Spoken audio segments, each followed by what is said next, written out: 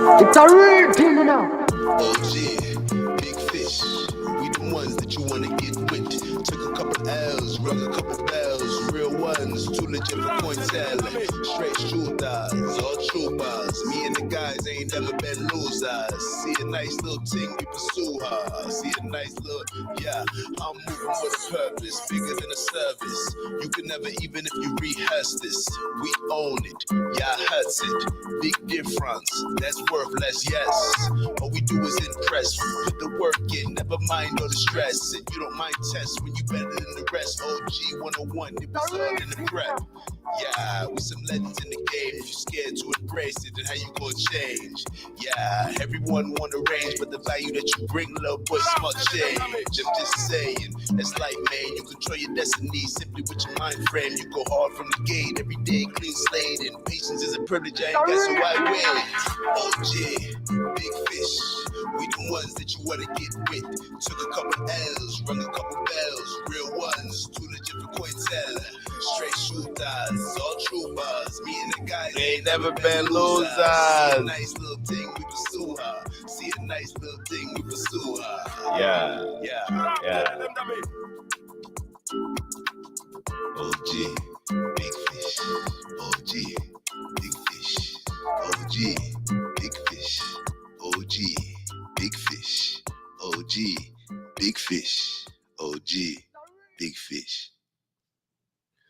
What's the word, good people? What's the word? Grand Rising, Grand Rising. Y'all know what it is. Tap in, tap in. Tell a friend to tell a friend. We are here. Happy Monday. Happy Monday. Hopefully everybody already set the intentions to make this our greatest week ever. It's a big week, man. We got some holidays this week. Christmas, Kwanzaa, Hanukkah. We got to get all the start dates. So we'll make sure that we're showing some love to all of them. We'll make sure that we're showing some love to all of them. Of course, want to tap in, want to know what y'all are celebrating, how y'all are celebrating, and how we can all just send each other some positive energy. That's ultimately the goal for all of this, right? For us to keep the positive energy, for us to get it going. We want to manifest the positive energy, and then we want to make sure that energy is getting pushed on as many people as possible. We bullying people with positive energy. Positive. Matter of fact, that we need a shirt for that. We need a shirt for that. Bullying people with positive energy. That's the goal. That's the goal in 2025. We just positive instead of instead of shaming and all that other stuff. I was trying to think of good little slick. Y'all think of something that'll sound good on a t-shirt. We need something that'll sound good on a t-shirt having to do with bullying people with positive energy. But yes, we are here. We got a lot of stuff to talk about today. We got some funny icebreakers. And then we're going to talk about a bunch of different stuff. So we got Nick Cannon and Dr. Umar discussing marriage, and we're also going to tap into a video of Lil Baby giving us some insight. Lil Baby might be on to something. Lil Baby, he did an interview with Lil Yachty. Y'all know normally we don't tap into too much of the entertainment space, but when it's fitting, it's fitting. So we're going to talk about that. We got Amanda Seales. Apparently she doesn't want to be compared to Candace Owens. Seems to me that would actually be favorable to her, but apparently she's not having it. And then we got Whoopi Goldberg. We're probably going to talk a little bit about that with her outlook on this Manjaro. So I guess it's and I may be pronouncing it wrong, Manjaro, but it's the other one out, I guess, that competes with Ozempic. So we'll talk a little bit about that. Then we got Linda Lee joining us again for the show. She came on last week where we were highlighting her conversation. She was the Asian lady that raised a whole bunch of money for the Democrats that was getting a lot of backlash for saying some stuff about Joe Biden after the election. Apparently she took that energy and decided to keep bullying people with it. No, let me stop. But she's not backing down. She's not backing down, and she's saying some things about Biden that may interest some of us folk. So we're gonna tap into that, and then we have Trump. We got Trump. We got some stuff to discuss with Trump and Biden, because there's been some strange things that have been happening I've noticed that the Democrats are trying to pin, it seems like their strategy is to try to get Elon's ego against Trump's ego and cause, you know what I mean, get them to have some infighting and ultimately hinder their relationship. So that's what it seems like the Democrats are trying to do. Then we got an extra bonus video that we probably won't even discuss. It's like Fat Joe. He made some comments on foundational Black Americans. We probably won't get into that. And if we have time, we will get into this rapper Smart. We've actually highlighted some of his videos before. He's a brilliant young man, and he actually had some insight or some exposure when it comes to the music industry and how they're able to control a lot of the artists. And it may be something similar as he's describing it. It sounds like some Jeffrey Epstein type of thing, or perhaps what Diddy's going through right now. But we'll get into all that hopefully today within the next hour and a half. We're not going to have y'all here too long. Plus, I got a lot of running around to do. This is a short week for all of us, but we got a lot of stuff to get done, as we shall. Uncle Brother already on it. Uncle Brother already on. So you peep what's going on too, right? With the whole Trump versus Elon. It's like now all the Democrats, they're coming out saying, well, is Elon the president? We were going to have a government shutdown because Trump is getting bullied by Elon, all this other stuff. It's just, it's to me, it's a sign of respect. To me, it's a sign of respect. That's how I take it. It's like, damn, y'all done ran out of negative things to say about Trump. Now, the only thing y'all can try to do is attack his ego and to break up the unity that he's created in a lot of unlikely leaders coming to the table together and hopefully helping to lead our country in a better place, make it great, either for the first time for some of us, depending on how you look at it, or maybe make it great again. Doesn't matter. We just finna make it great. That's all. Make it healthier and great. That's the goal. So let's get into some of these icebreakers. Let me share my screen. We'll start with X. So this funny one that we're starting off with. So this is Mrs. or Miss Delaro. So obviously, we know there's been a push for, I guess, what appears to be equality. Hold up, Uncle Brother giving us some game. Modus operandi, though. I'm not familiar with that, Uncle Brother. You know you got to break it down for us. And let me know if I should explain that to us, because I'm sure it pertains to their whole divide and conquer tactics that they're using. But we always look forward to you breaking down something for us to help us come out the day more intelligent than we, at least a little bit more intelligent, and small gains every day, learning something new every day. So we appreciate that. Standard procedure. Okay. All right. We got to look into that. So this is not standard procedure, but perhaps this may be standard procedure with these Democrats.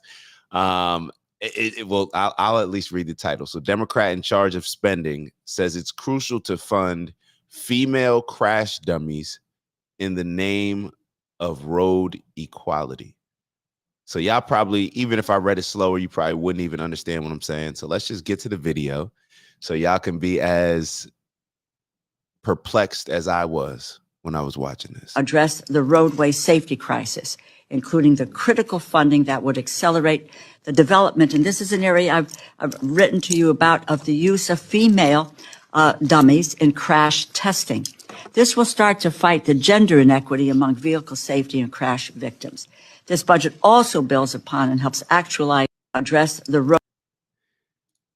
Do I need to play that for y'all again? She just got on here. Hold on. She just got on here and this is the world that we're living in. So if you were still asleep from the weekend and waking up a little bit, just turning over, hearing what she said, I'm going to play it again. But she wants to use female crash dummies. That's where we've gotten to the point. And I'm not even saying that this is a bad thing. Let me be honest. I'm not even saying that this is a bad thing. But what I am saying is that how privileged of a space have we gotten to?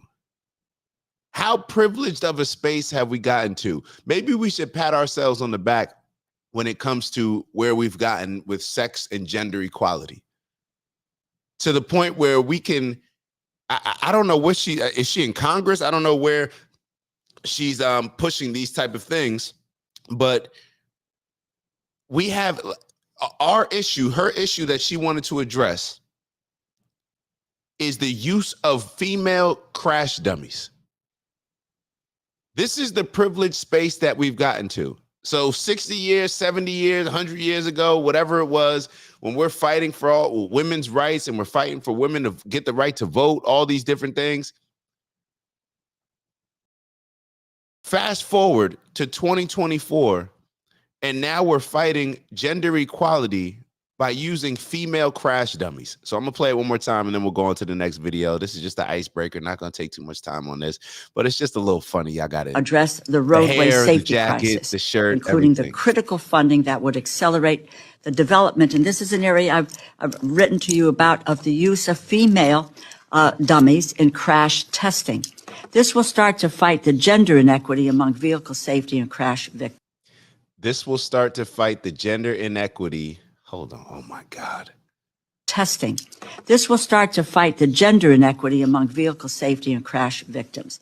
The gender inequity in vehicle safety and crash victims. So is she trying to say, all right, so now I got to make sure that I'm not dumbing myself down with all this crash dummy talk.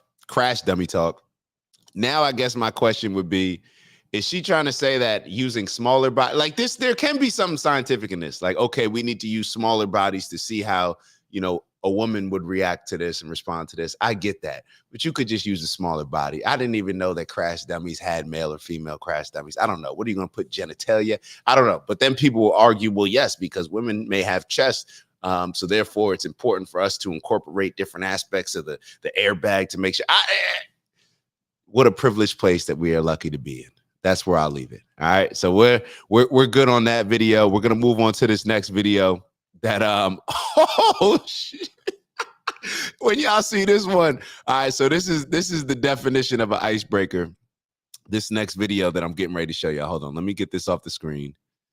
And let me put this one on. Hold on. All right. So I want y'all to put yourselves in a place where if this was your professor, what would you think? If this was your professor. So I think this is a tremendous icebreaker for all of us. How do y'all feel about, I guess this is a side note, even as we're talking about the whole Fat Joe, where we mentioned it in the intro, there's an issue with Fat Joe right now where he's calling foundational Black Americans broke N-words. And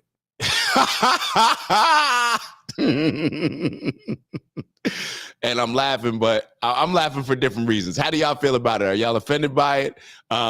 And maybe this video will give y'all some clarity as well. So let's take a look. A teacher used the N-word towards a student. The word is only 6 letters long, but the impact is far-reaching. And what did he say specifically to you? Sit down, nigga.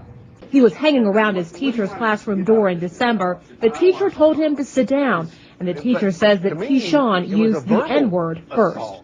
And I just kind of was stunned a second. Well, then get away from the door, nigga. And I repeated the same insult because that's sort of what I've been trained to do. The school district says that is not what they trained English teacher Paul Dawson to do. Hey, yo, my man said that's what he's been trained to do. Tried to say I said it, and I didn't say it, and no one else in the class knows that I said it. Dawson says that students use the slang version of the N-word at Valley High School all the time. Yes, I use nigga.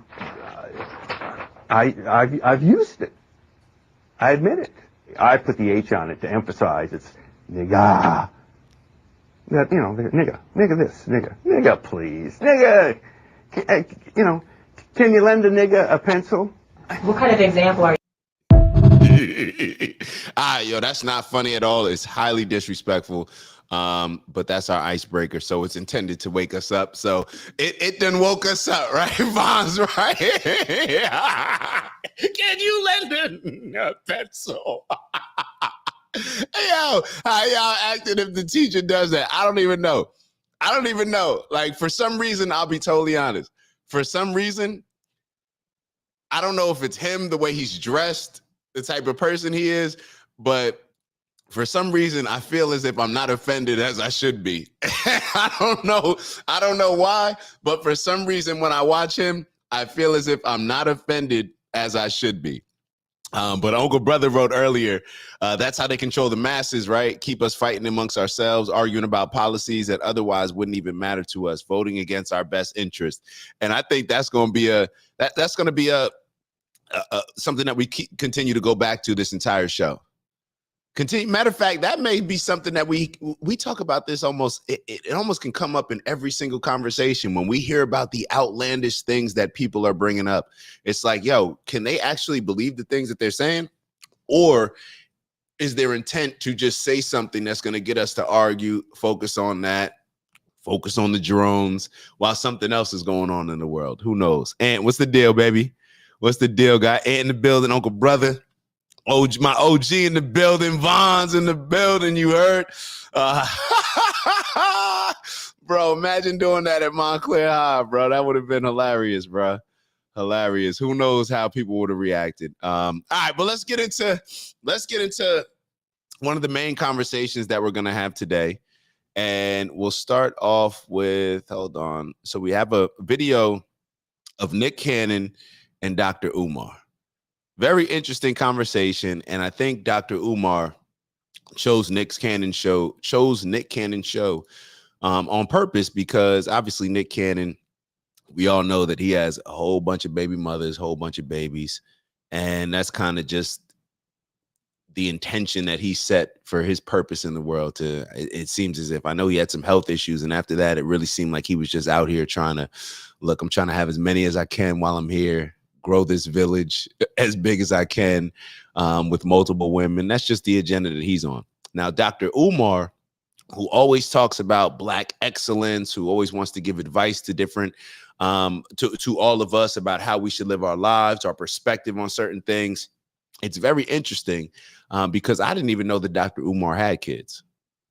And one of the reasons why, I think y'all heard me say it last week, why I didn't comment on Travis Hunter's situation, is because, and why we don't talk about relationships as much, is because I'm sitting here like, damn, like, I like to have these conversations, but I never want to make it feel as if just because I'm giving my opinion on something that I'm coming from an authoritative position, where it's like, I'm not married. I don't have any kids. I'm not raising a family yet. Those are my goals, but I'm not there yet. So I always felt a little weird about, it felt weird when we were having these conversations, and I'm thinking like, damn, I'm thinking I'm doing something good bringing up these convos, but the negativity around it, maybe I just wasn't built to handle it. I don't know. Like, I just felt like, damn, I'm not going to focus on this, because my experience in it, I'm not able to show the results. I feel comfortable teaching a kid how to play football because it's like, all right, bro, like, I could teach you this. Something that I've been through before. But Dr. Umar, he apparently has 2 baby mothers. So we're going to get into this combo because I think it's just important. I think a lot of us go through these things, and I think it's good for Dr. Umar as well as everybody else to, put their stuff out on the table, put it out there so we all can learn from it. So we don't necessarily just see you as, of course, not to say that we're not going to hold you in high regards, but a lot of times I think we hold people in such high regards where we think that they can't do no wrong and that they're perfect, and it makes it almost hard for us to take advice from them, especially maybe in our real world situation. So Dr. Umar exposing this, or being vulnerable to open, I hate that vulnerable, whatever, being open to allow us into his life and his perspective, I think it does a lot for us. I think it does a lot for us. Now he's also going to have to be held to the same standard that we hold ourselves to, and that a lot of us need to be holding ourselves to, but that's for y'all to decide, right? That's for all of us as individuals to decide. So let's move into this video with Dr. Umar. I'm looking forward to getting y'all thoughts. When I look at the mothers of my 2 children, man, yes, sir, I've been there. And when I go back into my romantic history, when I look at the mothers of my 2 children, Same mom, different? different mom, one daughter here, one daughter here. I could have married either one, but it would not have been because I thought I should have. It would have been because they were the mothers of my children. My daughter's mothers felt they should have become my wife purely due to pregnancy. And I told them I would not make a decision, a lifelong decision about who I'm going to spend the rest of my life with purely based on pregnancy. I said, we can continue to explore, to date. I would like to move in with you. We have to learn more about each other before we decide to spend the rest of our lives together.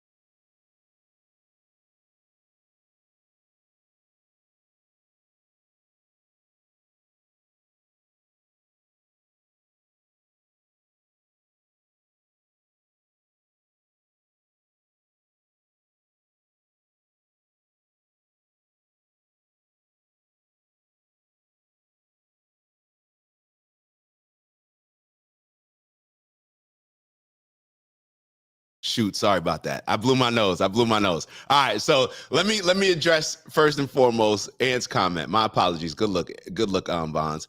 So when I put up, the reason why I don't like vulnerability or vulnerable, the word, there's nothing wrong with it. I just don't like it. So that's just a personal thing for me. And as you typed that, I just looked up the definition of the word. And the first thing that I come across is susceptible to physical or emotional attack or harm. That's why I don't like the word. Anybody can use it for whatever reason they want to use it for. I just don't like it. To each their own. It's just for me. When I'm regarding me, it's just me. But let me let's bring it back to Dr. Umar. Let me bring it back to Dr. Umar real quick. And Ant wrote, but I also agree with him. I'm not just marrying someone out of obligation. All right, so this is where the conversation I feel like needs to be had. I agree. You shouldn't marry someone out of the obligation, or I don't know. Matter of fact, I don't know if I agree with that. But I don't necessarily have a strong feeling against it right now. But I'm not sure that I have a feeling that by the end of this conversation, I may say that I agree with marrying someone out of obligation. I have a feeling, but I'm open either way. So this is my point. You didn't have to have a baby with her. You didn't have to ejaculate in her. You could have used a condom. If we have Dr. Umar, who's supposed to be a leader in our community, and one of the biggest things that we talk about our community missing, and this is why I'm so surprised to hear Dr. Umar say this, and I'm perhaps even a little bit disappointed in myself for not knowing it. I feel like I should know the people that I look up to and get advice from. I should know where that advice is coming from, the perspective that advice is coming from. Because when I sit here and I look at the problems that we face in Black culture and Black communities, and that's who Dr. Umar speaks to. That's who Dr. Umar's audience is intended. That's who he speaks to. That's what his school is based around. That's what his entire purpose seems to be centered around.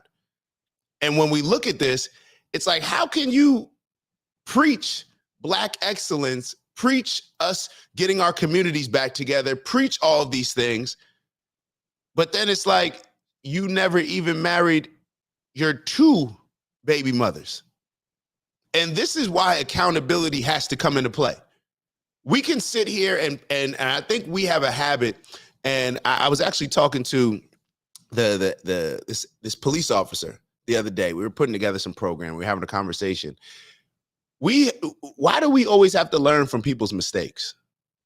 I think that that's a community thing where, and maybe I'm going off on a little bit of a tangent, but we always have to learn from people's mistakes. I can remember being in high school and football, and they have certain individuals come back to speak to us, and it was always them speaking to us from a standpoint where it's like, hey, these are the areas that I messed up in. These are the areas that I messed up, and I was focusing on the wrong things, and this is why you should focus on the right things.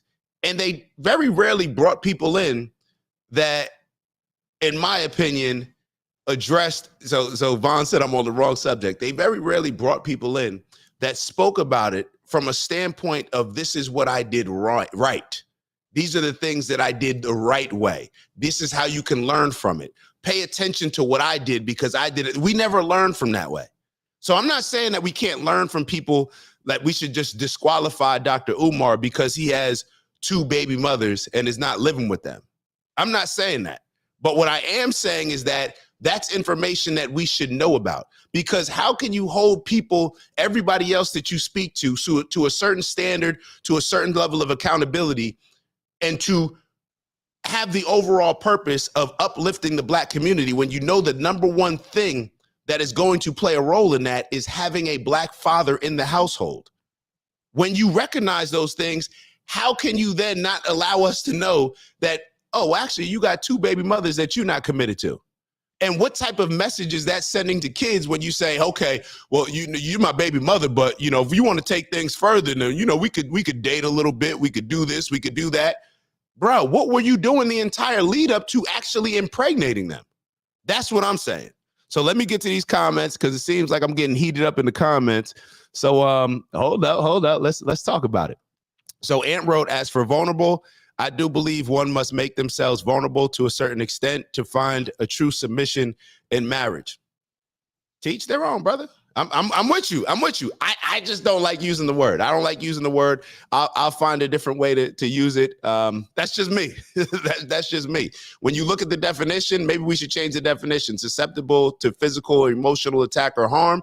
Perhaps, Ant, you're saying that to grow and to do all these things, you may need to make yourself weak. And maybe that's the same thing when it pertains to working out, right? To work out, you got to make your muscles, you got to be willing to make your muscles weaker in order to make them stronger in the end. So I agree with you, bro. To each their own. I'm with you.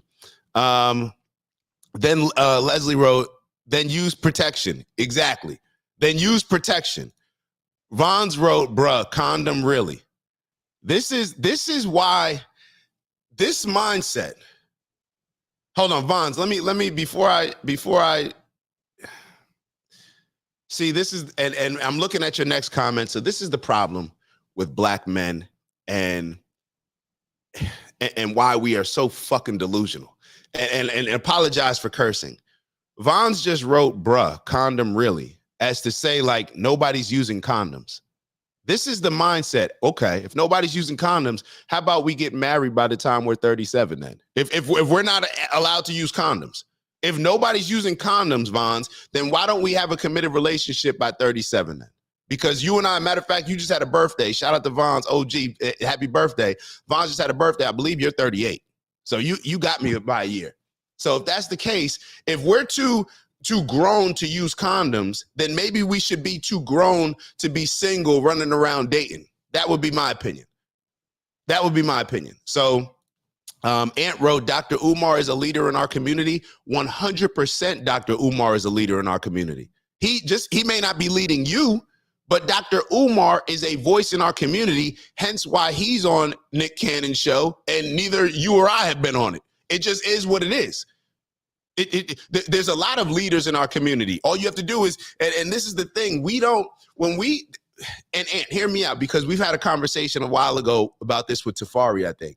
When we don't recognize certain people as leaders, just because we don't feel that they're leading us in a positive way, what it does is it hurts us. It doesn't take that threat seriously. We don't feel that we need to compete against that. We have to compete against a lot of the silly leaders in our community. Look at look at all the rappers, look at all the entertainers. We are competing against them. They are our leaders, whether we like them or not. They may not lead you and I personally, but trust and believe they have a huge influence over a lot of people. A lot of people, whether it's Meg Thee Stallion, whether it's Cardi B, whether it's Ice Spice, whether it's Taylor Swift, whether it's any of these people, they are influential to us. It just is what it is. So by us not identifying that, to me, we're not identifying their true influence, and therefore we're setting up a lot of the people that do look up to those people for failure. But let's keep going. So Uncle Brother wrote, no. Uncle Brother, I'm disagreeing.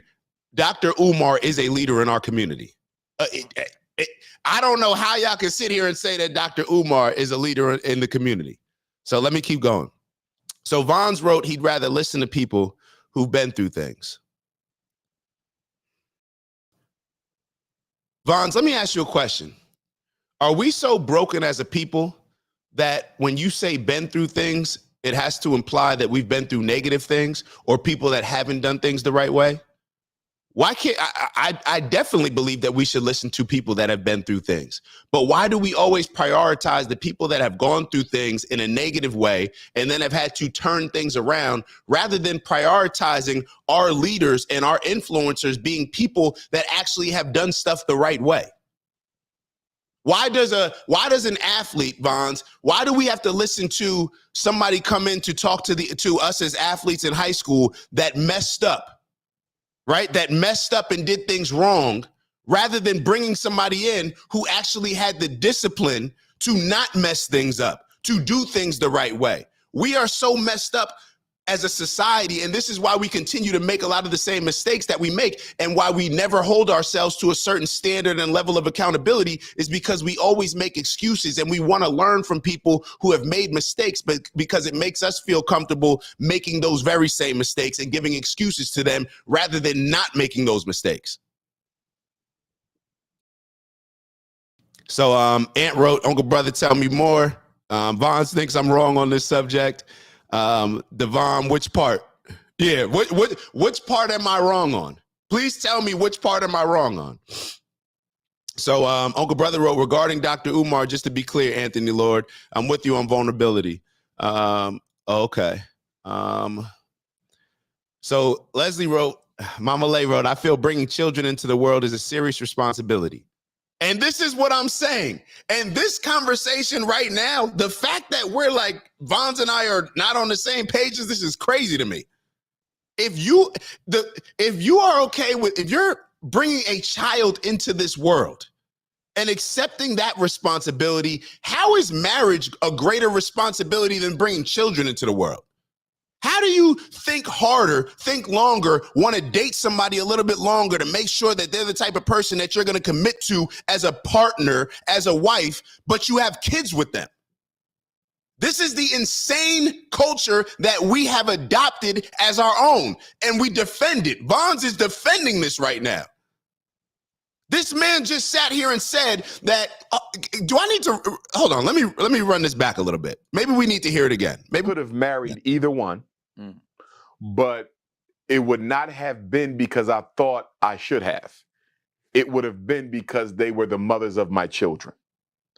My daughter's mothers felt they should have become my wife purely due to pregnancy.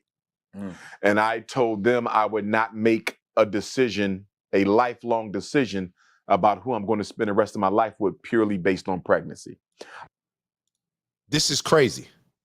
And listen to what Vons just wrote. And then I'm going to get back and go to catch up on the other comments. Vons just wrote, learning the hard way is more inspirational. This is why I put up last week that black men, first off, I put up, this is when I didn't even put up, but let me just, weak men and soft men. I put up soft men are ruining this culture, this country. Now, we're talking specifically about the black culture right now, right? Vons, your mindset is what is wrong with black people. Learning the hard way is more inspirational. You know what you just acknowledged? You just acknowledged that you have a lot of feminine traits, because what you just acknowledged is that you are an emotionalized man. You care more about the story, being inspired and having all of this emotion around it rather than actually just doing the right thing. You're sitting here defending Dr. Umar because you're saying that learning the hard way is more inspirational. Do you care about learning the hard way being more inspirational, or do you want to be a leader that is trying to prevent people from making mistakes and trying to be as successful in life as they can, trying to uplift the community so we're not having all these babies out of wedlock and having to play the catch-up game? This is the same mindset of a black person who the black people that think that the world and white people are against us. So here our number one problem is not having fathers in the household, but we blame it on white supremacy. But then here you're giving the excuse to Dr. Umar and to all these people that have babies out of wedlock and saying that learning the hard way is more inspirational. Like, bruh, are you... No, this is not, and this is what, and maybe I'm missing it. So Ant said you said feminine because you like inspirational. No, what I'm trying to say is that your purpose should be inspirational enough. We rely too much on inspiration, on being inspired and being motivated. The purpose is to raise kids, raise a family, to do better for others so they can follow a path of success and not have to start from scratch because you decided to make certain mistakes yourself. Isn't that the goal? The feminine aspect, feminine people are more engaged emotionally. So therefore, you may be missing the point and what I'm trying to describe. People that are what do the Democrats try to use? Why are black women so enticed by the Democrats? Because they use emotional tactics to connect with black women, to therefore inspire them and motivate them to go out and do these things. I don't need to wake up to be inspired and motivated to work out. Most of the times I'm not inspired or motivated to work out. I just do it because the shit needs to get done. We care too much about, oh, I need to be inspired. I need to be motivated. No, you just need to stay on your purpose and do it, especially if you got other kids. If you have kids in this world, what else needs to motivate and inspire you? Hold on.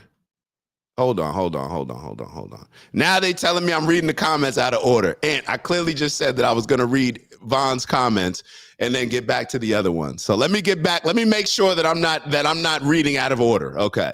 Let me make sure that I'm not reading out of order. So Ann is still on the weak and vulnerable. Ann, you be vulnerable. That's cool. I keep telling you it's all good. Like I'm cool with it. I think you said I don't think weak and vulnerable is the same. I don't think that weak and vulnerable is the same. What I just read to you was the definition. Blame it on Google, bro. Like I just read the definition, susceptible to physical or emotional attack or harm. If your definition is different, bro, it's all good. Cool. Meant they hardly work. Hold on. Vons, I hope you're not talking about condoms saying that they hardly work. Oh, I thought maybe I missed Von's birthday. My fault. Von's birthday was not Von's birthday. All right, he's still 37. Ant wrote, I agree with Leslie, Uncle Brother. Some marriages hurt their children more than help. Yo, what are y'all missing? Bruh.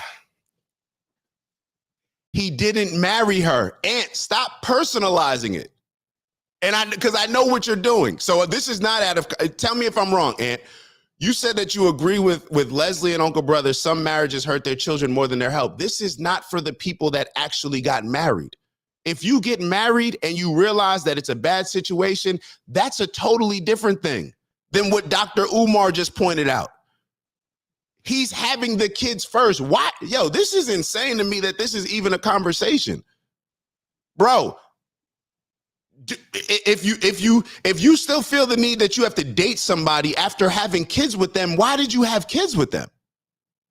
If you still feel that you need to date them to learn more about them, to see if they're going to become your wife, then why have kids with them in the first place? Hold on. Ant wrote, I non-vulnerably submit to your point. Oh, learning the hard way. All right, so I'm trying to just keep up with everything because Ant called me out for doing the comments out of order. All right. So Ant wrote, I want the lesson. You can keep the inspiration. That's my point. That's my point. Forget the inspiration, bro. I don't need to wake up and get inspired every day. Like some days you just know that you have to get stuff done and you get it done. Ant wrote, Vons, you getting him started. Leslie wrote, Anthony Lord, yes, Devon, these days it's not just about all the children that need a stable home. It's about protecting yourself from diseases too. It's actually irresponsible to the children. All right, so now I guess I'm out of order. I agree with that. Yeah, maybe Vons is getting me going. But it's appreciated because this makes the combo better. So Ant wrote, before the comment you read, I said, I want the lesson. You can keep the inspiration. Okay, I get what you're saying. Vulnerable can also mean open or defenseless against criticism or moral attack. In other words, open to criticism without pushing back right away, taking criticism into consideration. Vulnerable can mean a lot of different things. So if y'all like vulnerability, then cool. I have nothing. I just said it for me. Y'all may like red. I like blue. Like it's all good. The OG Uncompetitive is back in the building. Shout out to Uncompetitive. So Vons wrote he shouldn't marry for the kids. Okay, you think that he shouldn't marry for the kids. Well, since you're perfectly fine with giving advice on what he shouldn't do for the kids, would you also say that he shouldn't be getting women pregnant that he has no intention of marrying for the kids? Can we also make that distinguish? Can we distinguish that as well? Like, can we also say that, okay, he shouldn't marry for the kids. If you're not willing to marry a woman because you've had kids with her, then what's wrong with just not having kids with her in the first place? Because you know that by not marrying that woman that you're having kids with, it's going to make a harder life for that young man. Like, this is what I don't even understand. I'm going to be totally honest. I don't understand how people who grew up, and maybe this is what it comes down to. If you did not grow up in a two-parent household, it seems like those are the ones that push back more than anybody else about when I say these things that stats just prove. When I sit here and say that, hey, statistically, kids do better in a two-parent household. When I say that statistically, kids do better when their parents are married. Why is there always a need to bring up the lesser percentage, what I would call, you have the rule and then you have the exceptions? Why is it always so important to bring up the exception to prove a point or to make people feel better about the current situation that they're in? Let me be very clear. I do not feel okay about me being 37 and not having kids and not being married. I'm not okay with that. I think that's a disappointment. I have no problem highlighting that with myself. I have no problem being vulnerable and open to attack about that. Critique me, please. Critique me because I want to learn, because those are the things that I actually want. So if I can improve in a certain way, then I'm all for that. But we have to actually first be willing to critique and to be open to critiquing those things. So I just don't understand why we can't tell people, hey, you shouldn't be having kids before, if that's a woman, forget the marriage part. If that's a woman that you're not comfortable committing to, then maybe we shouldn't have kids with them because it's going to hurt the kids and their upbringing. Why is it so hard to, like, I don't understand why that's such a hard concept to grasp. All right, let me keep going.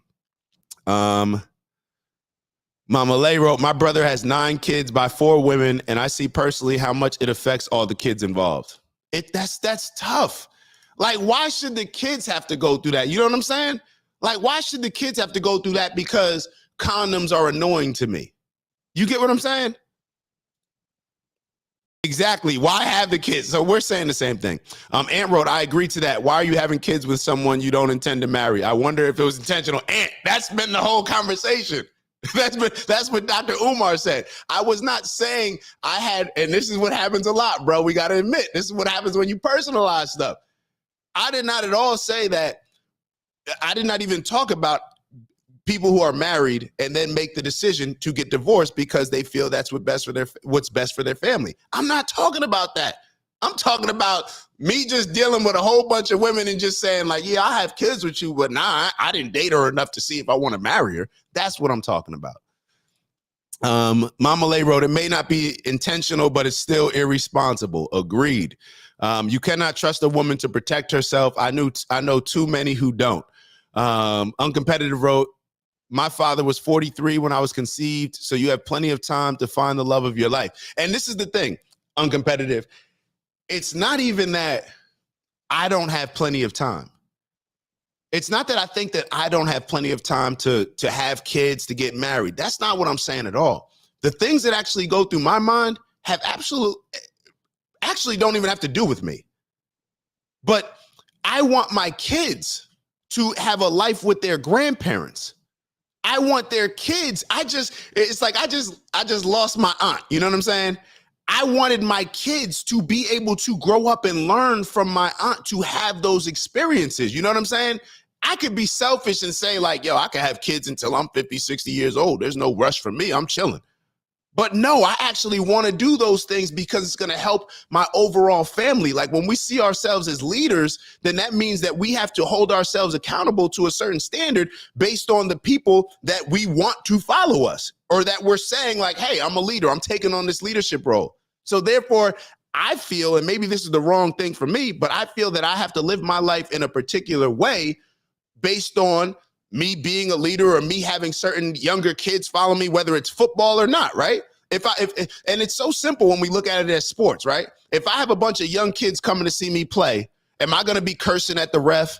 Am I going to be behaving in a certain type of way that I don't want those kids to follow? Am I going to be taking off plays and not going as hard as I can? No. So it's the same thing in life. That's just how I look at it. Ant wrote, these days I try my best to only be intimate with women I could possibly see as a life partner. It brings much more enjoyment and peace. And Ant, even if you don't, what's wrong with just using a condom? You know what I'm saying? Like Ant, you are spot on. This is exactly where we should be as we mature at our age, in my opinion. These days, I try my best to only be intimate with women I could possibly see as a life partner. It brings much more enjoyment and peace. 100% agree with you. And if you decide to just have a slide, do whatever, what's wrong with protecting yourself and protecting what could possibly come out of that, which is kids? Protect your unborn kids. That's who we should be protecting. Aunt wrote, my condolences to you. Appreciate you, brother. Queez wrote, good point. My kids give my parents life. Queez, that's why I feel like that's the only thing that gives me anxiety, that feels like I need to speed this thing up. It's not about me. It's literally when you realize the impact that me waiting is going to make on other people. Like, yo, if we're really here, and this is to each their own, because if you believe that we're on this place to love each other, to grow a family, like when we take away the money and everything else, what are we here for? Like, what are we here for? And when I look at my life, when I look at, okay, why didn't you get married and settle down at 25? Why didn't you settle down at 30?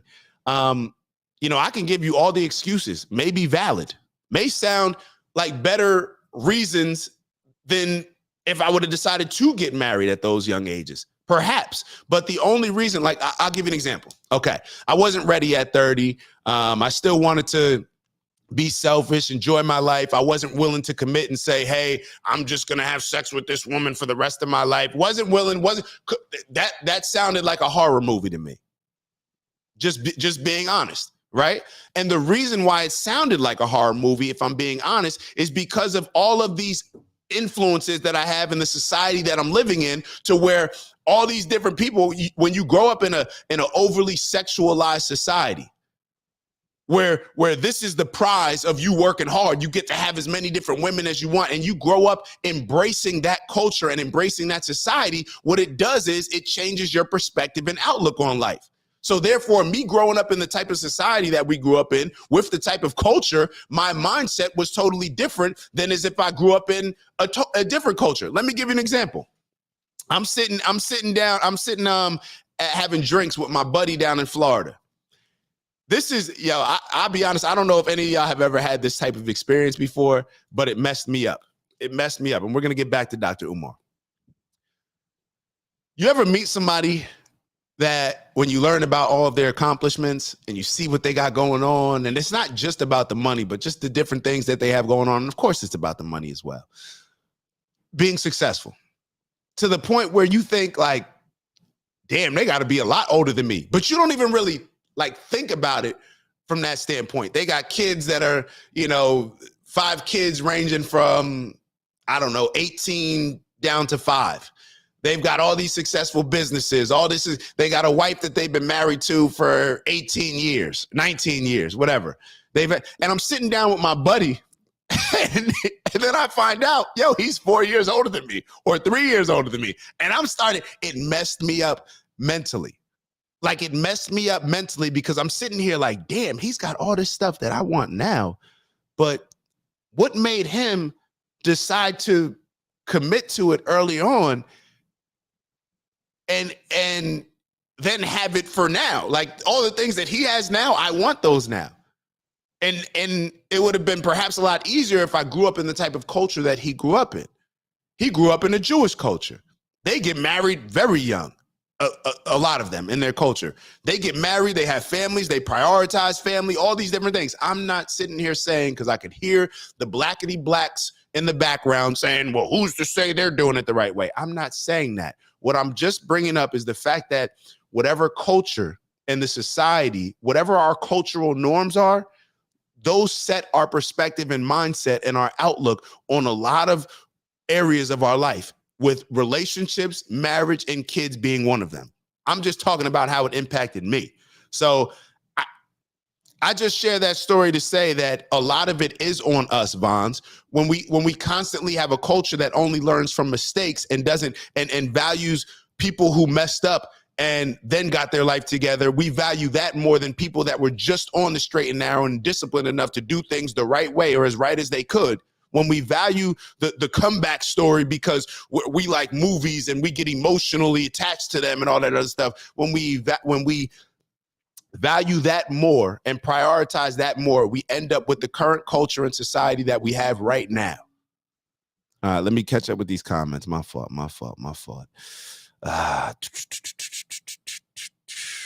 Okay, so Uncle Brother wrote, agree with you regarding the positive outcome of two-parent upbringing. As you said, the stats support that. I'm just talking about the stats. That's it. Like, if we're arguing Michael Jordan versus LeBron or this, a lot of times we bring up the stats. I'm just talking about the stats. I'm not saying that all people who get married and have kids are perfect. Not at all saying that. Not saying that all kids who get married and have kids, their relationships are better than people who don't get married and have kids. I'm not saying that. But what else would y'all want me to use other than stats to talk about these things? Like, what else? Do you want me to use this random situation, that random situation? Isn't the whole point of talking about stats because they bring a large group of people, so therefore we could determine situations based on those things rather than based on just how I wake up feeling that day? And my dad just sent me a text saying, make sure everybody likes. So make sure we got 16,000 people in the building. Make sure that y'all are liking. We appreciate it. So Vaughn said, what if he used the condom and still had kids? Yo, Vaughns, we are 37 years old. The whole, what if he used the condom and still had kids? I'll be totally honest. I know one person in my life that has said that. And swears by it. One person. Maybe two, but I'm thinking it's just one. I don't know of all these stories that people talk about where they use a condom and still have kids. Like, bro, we are too old to be saying stuff like this. What if he used a condom and still why? Let me ask you this question, Vons. Why are you defending Dr. Umar so much? What about you? What about black people makes us so much embrace victimhood to the point where it's like, damn, we just, no matter who's getting attacked or who's getting held accountable, we just feel the need to defend them. And Aunt, Uncle Brother, y'all said Dr. Umar isn't a leader in our community. Why is Vons defending his actions so hard? Why is he defending this so much? Aunt wrote, because that condom take out all the feeling. Yo, don't be a menace. Yo, it's real though. Aunt, you're joking, but that's a real thing. So Uncle Brother wrote, in this society, we are raised to do things more out of obligation, do the right thing according to what, who. And okay, what though? Nothing wrong with living your life as you see fit. Nothing wrong at all. Live your life as you see fit. But when you have, let's be clear. Uncle Brother, what you just said is perfectly fine. Nothing wrong with living your life as you see fit. But let me ask you a question. Let me bring this up to remind us. The person over here, wait, this way, this person over here, Dr. Umar, you're giving him more grace than he gives all of us. Dr. Umar is known for telling people how we should be living our life. You should not be dating that snow bunny, right? You shouldn't be doing this. You should be doing this. You should be buying black. You shouldn't be going to that black school. You shouldn't be. Dr. Umar is infamous for this. This is what he's known for. So I don't understand why we're giving grace in a scenario where we're talking about Dr. Umar, somebody who doesn't ask for everybody's grace and somebody who doesn't give anybody else grace. So you can raise your kids however you want to raise your kids. You can have kids like Nick Cannon. You can have kids like Cam Newton. Hopefully you also have a bank account that can support them, or the type of lifestyle with the women or relationships with the women that are okay with that. Perfectly fine. But when we're talking about the uplifting, the elevation of our society, and we have these stats that show what's going to put us in the best possible position to be successful, why would we ignore those? That's like, okay, you send a kid off to college, right? And when you send your kid off to college, are you sending your kid off to college telling them like, oh, well, such and such flunked out of college, so don't worry, you can flunk out and still be good? Are you sending your kids off to college with that mindset?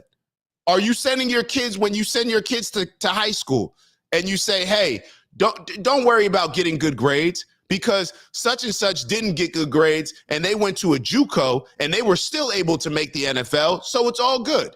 No, you're trying to set them up to have as little complications. Of course, you want people to grow.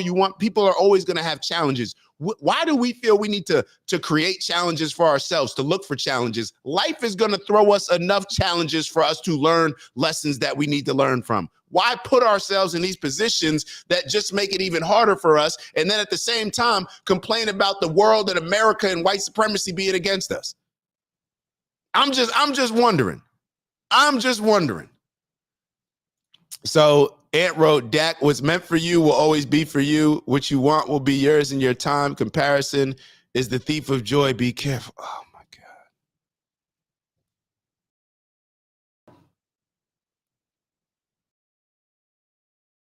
Oh my God. Ant. No, I don't agree with that. What's meant for me will always be for me. No.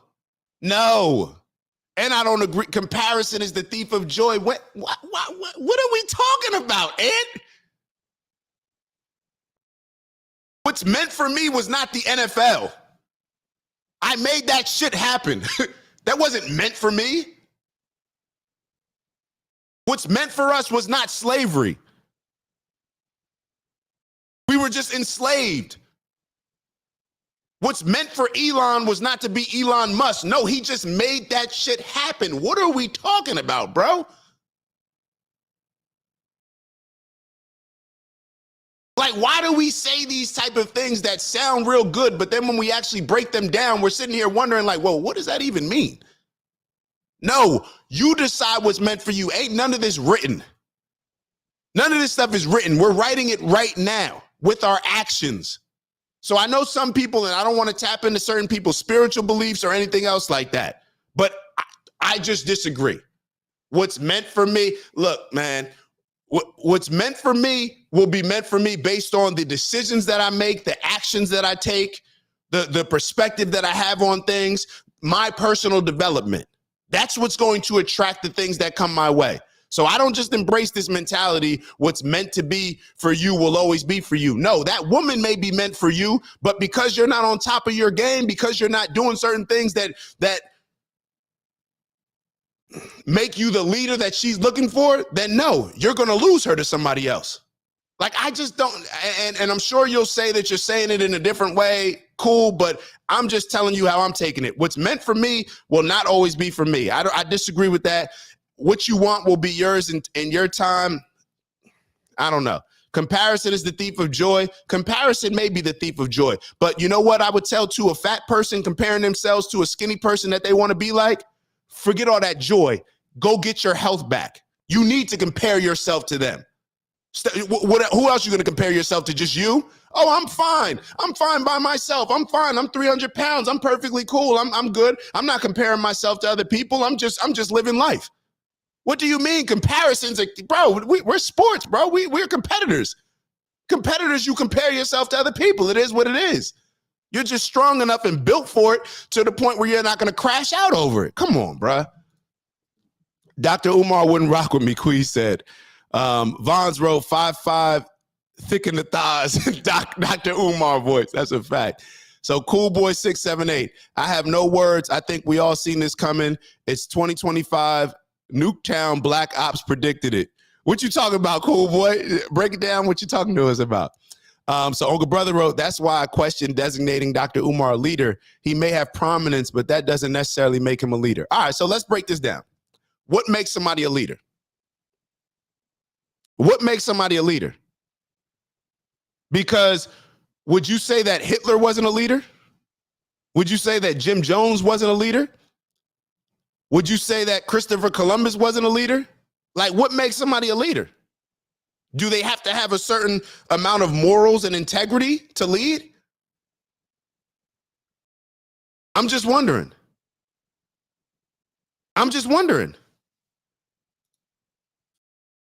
Ant wrote, if you made it happen, it was yours. I get that, but Ant, I'm just acknowledging the first part of what you're saying. I'm just acknowledging the first part of your comment. If you made it happen, it was yours. No, I just went and got it. I don't care who it was. And this is not intended for anybody else. I get how you're saying stuff, but nah, there's a whole bunch of stuff out here that I don't deem as mine, or that I'm going to get that. And now I can sit here and say, oh, it's mine. I embrace that mindset. Cool. But think about that message going to a bunch of other kids and going to a bunch of the kids that we have with our problem in society. Like, you don't need to, how can I put it? If you tell a group of kids, yeah, what's meant for you is going to be yours. Do you think that's going to inspire them to work harder or to just coast along? I'm just wondering. If you told that to a group of people, think about it. What is the hardest thing to do in life? To change behavior, right? So if the hardest thing to do is change, and we tell a group of people what's meant for, and keep in mind, we're not talking to just the 1% of inspired individuals like you that don't need to be inspired, that don't need to be motivated, that are going to get certain stuff done because you have the proper mindset. We're not just talking to those people. That message may be absolutely spot on for certain people. So I'm not, let me digress on that and say that perhaps your point is right, but I think it can just be a little bit misleading for certain individuals. Let me say that. I think Dak is referring to is influence and voice. I asked y'all again, what makes somebody a leader? I asked y'all, let me catch up with the chat because I'm sure I'm behind. Hold on. So Queez wrote, I do believe we are all born with gifts and talents. It's up to us to maximize it. I agree, brother. I agree. Hold on. Mama Lay wrote, Uncle Brother, great point. Ant wrote, comparison is the thief of joy because the fat person should want to get skinny for their own health, not because their neighbor is skinny.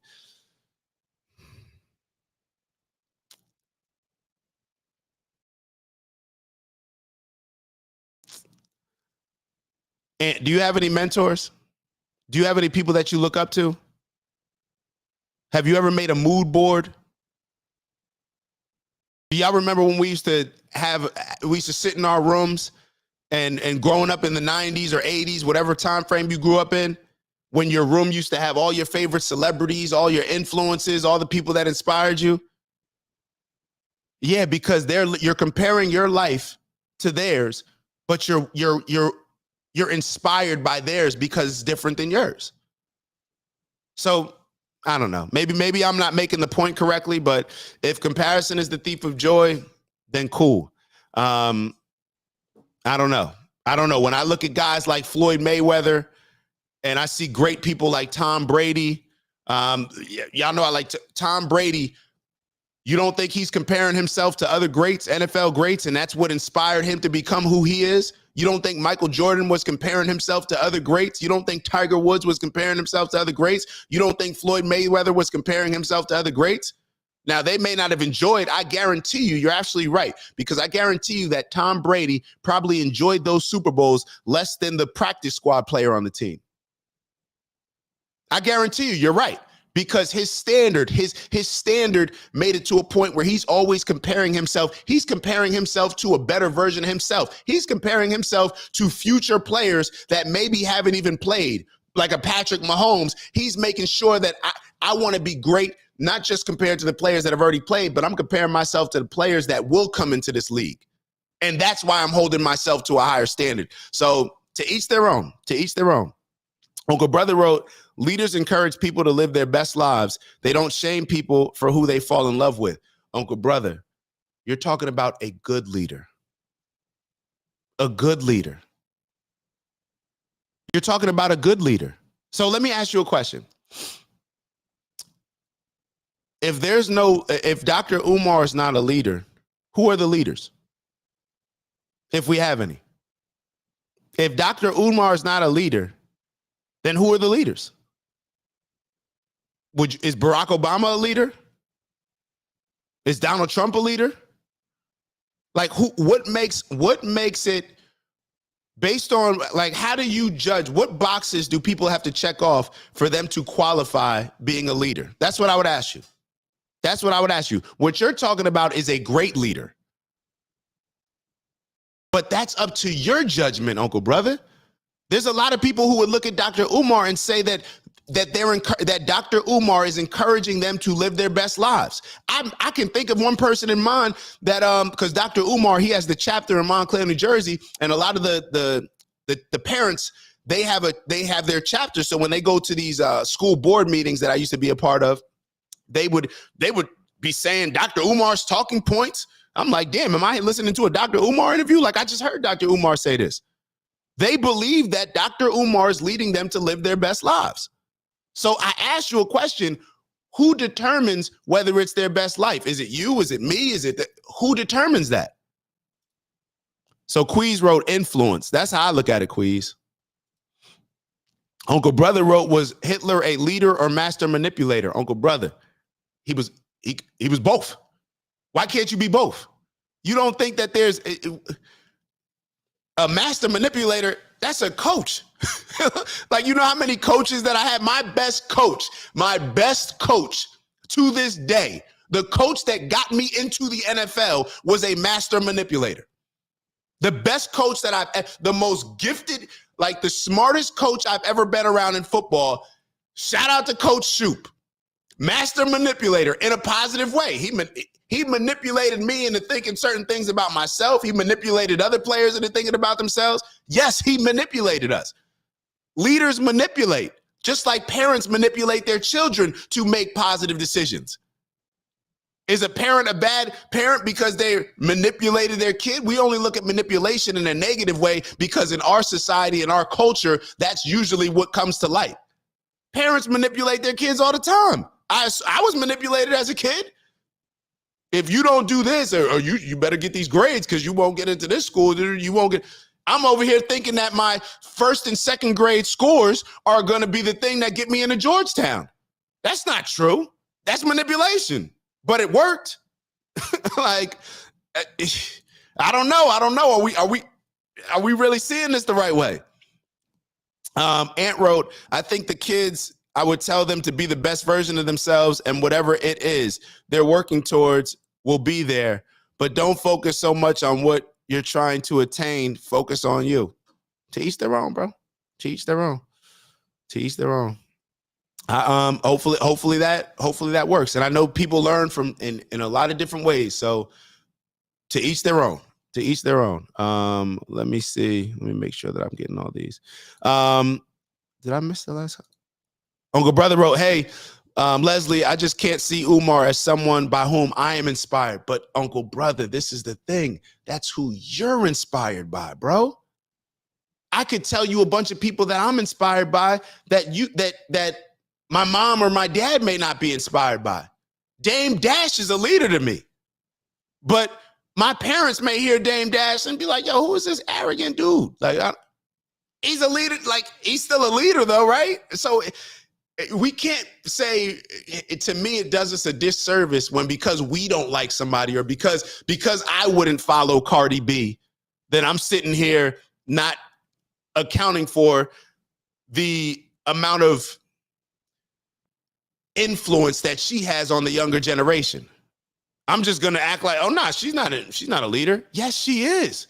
We need to address that. We need to attack that because she is leading in what I would deem as, because I think it's in a negative way, she's misleading. She's using her leadership to lead people in the wrong way, in my opinion. But that's just me, and she's kind of acknowledged that. Cardi B has came out and said, I would never let my daughter listen to the music that I put out, but she'll let all of our daughters listen to it. That's bad leadership.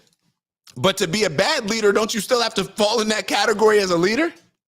All right. So Ant wrote, absolutely. I still set daily goals with my mentors. I'm not comparing my life to theirs. I'm envisioning what my life could look like if I follow their mentorship.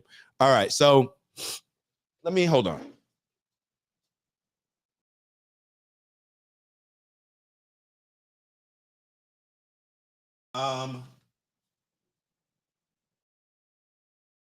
All right, I thought I had the book on me. To address Ant's point. That's why I said it's to each their own. So Patrick Bet David, your next 5 moves. I think a lot of people listen to Patrick Bet David and Valuetainment. We've reviewed a lot of their shows. Patrick Bet David, his last book that he put out, not before this latest one that's just coming out.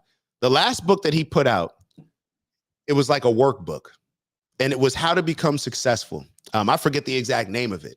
But it was a workbook to become successful, or how to choose your enemies. That was the name of it. How to choose your enemies wisely. And it was about choosing people, enemies that we're competing with. Comparing where we are to where they are and competing with them. That's what competition is. I'm comparing how many points you have compared to how many points I have. How well I did in the game compared to how well you did. Oh, I'm competing for this spot.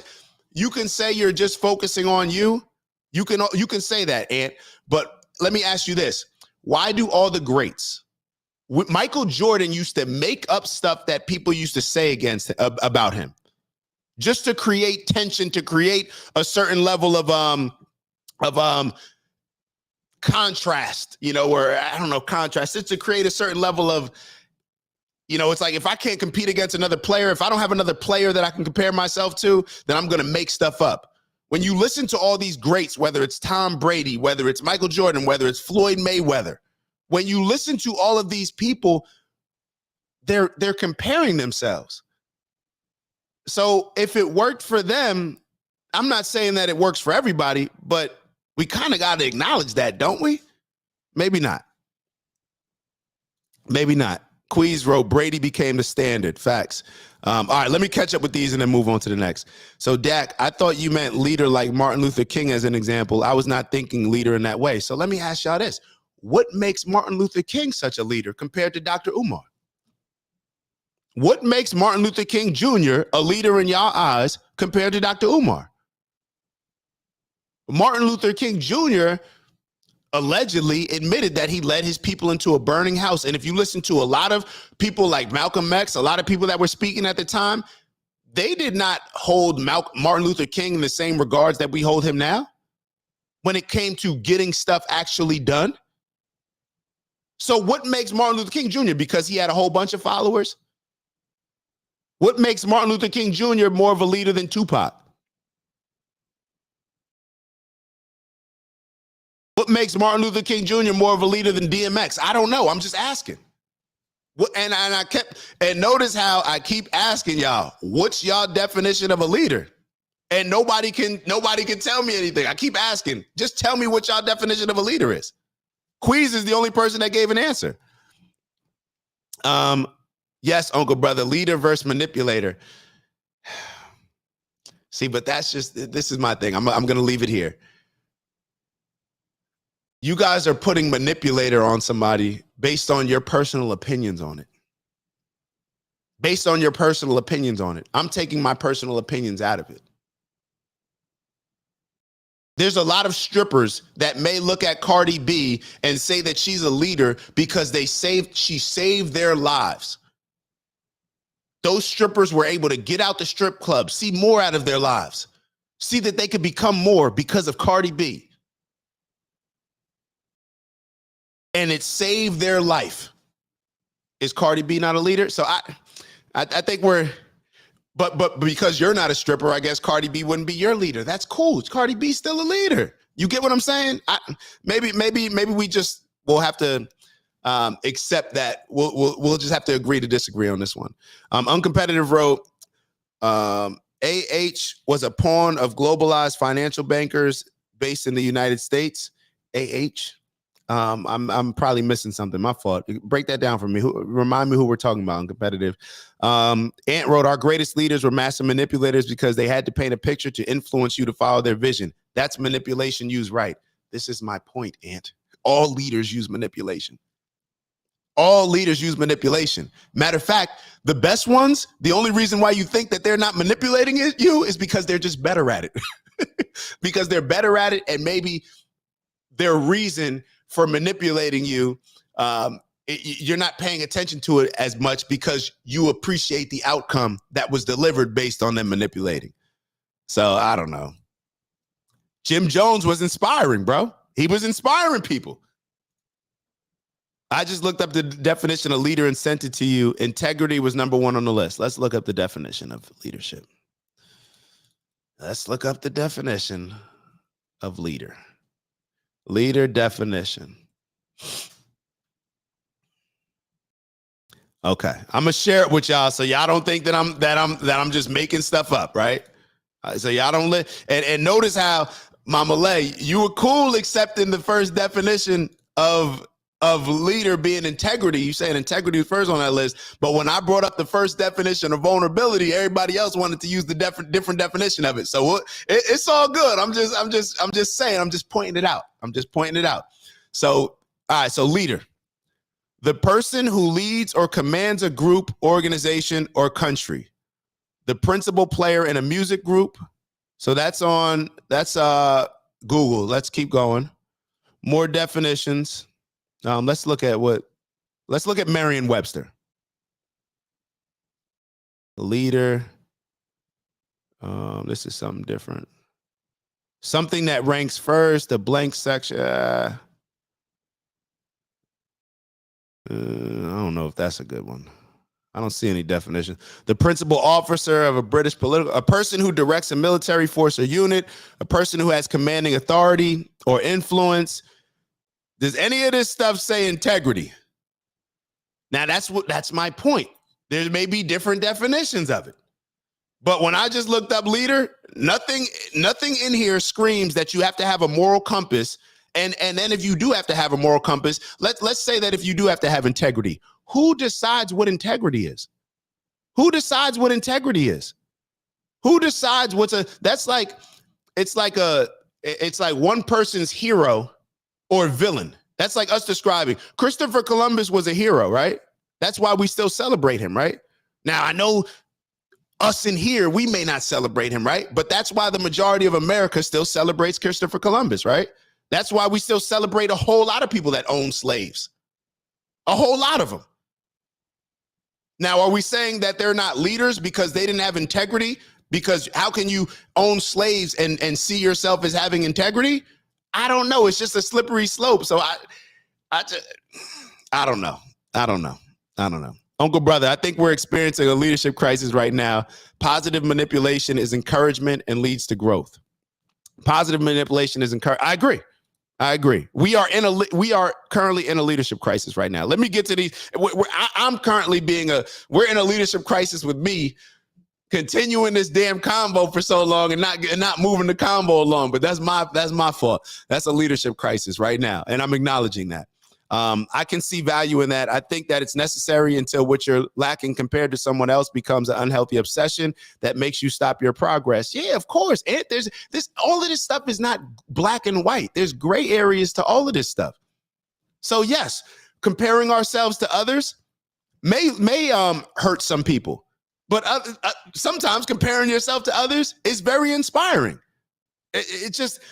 It can be a bunch of different things. It can be a bunch of different things. Different people need different things. Queez wrote, some people have that conquering mentality. That person is in the way, or this is stopping me from accomplishing my goals, if that makes sense. I understand that, bro. I understand that. Ant wrote, Leslie, you're getting him started, LOL. And the difference in MLK and Umar, one of them actually liked white women. See, now you're taking shots at MLK. Nah, don't be doing it. I don't know if it's a joke. The actual definition of manipulation is negative, though. I'm sure, because you want to know why? I'm not sure. I don't know anything. I'm just giving my opinion.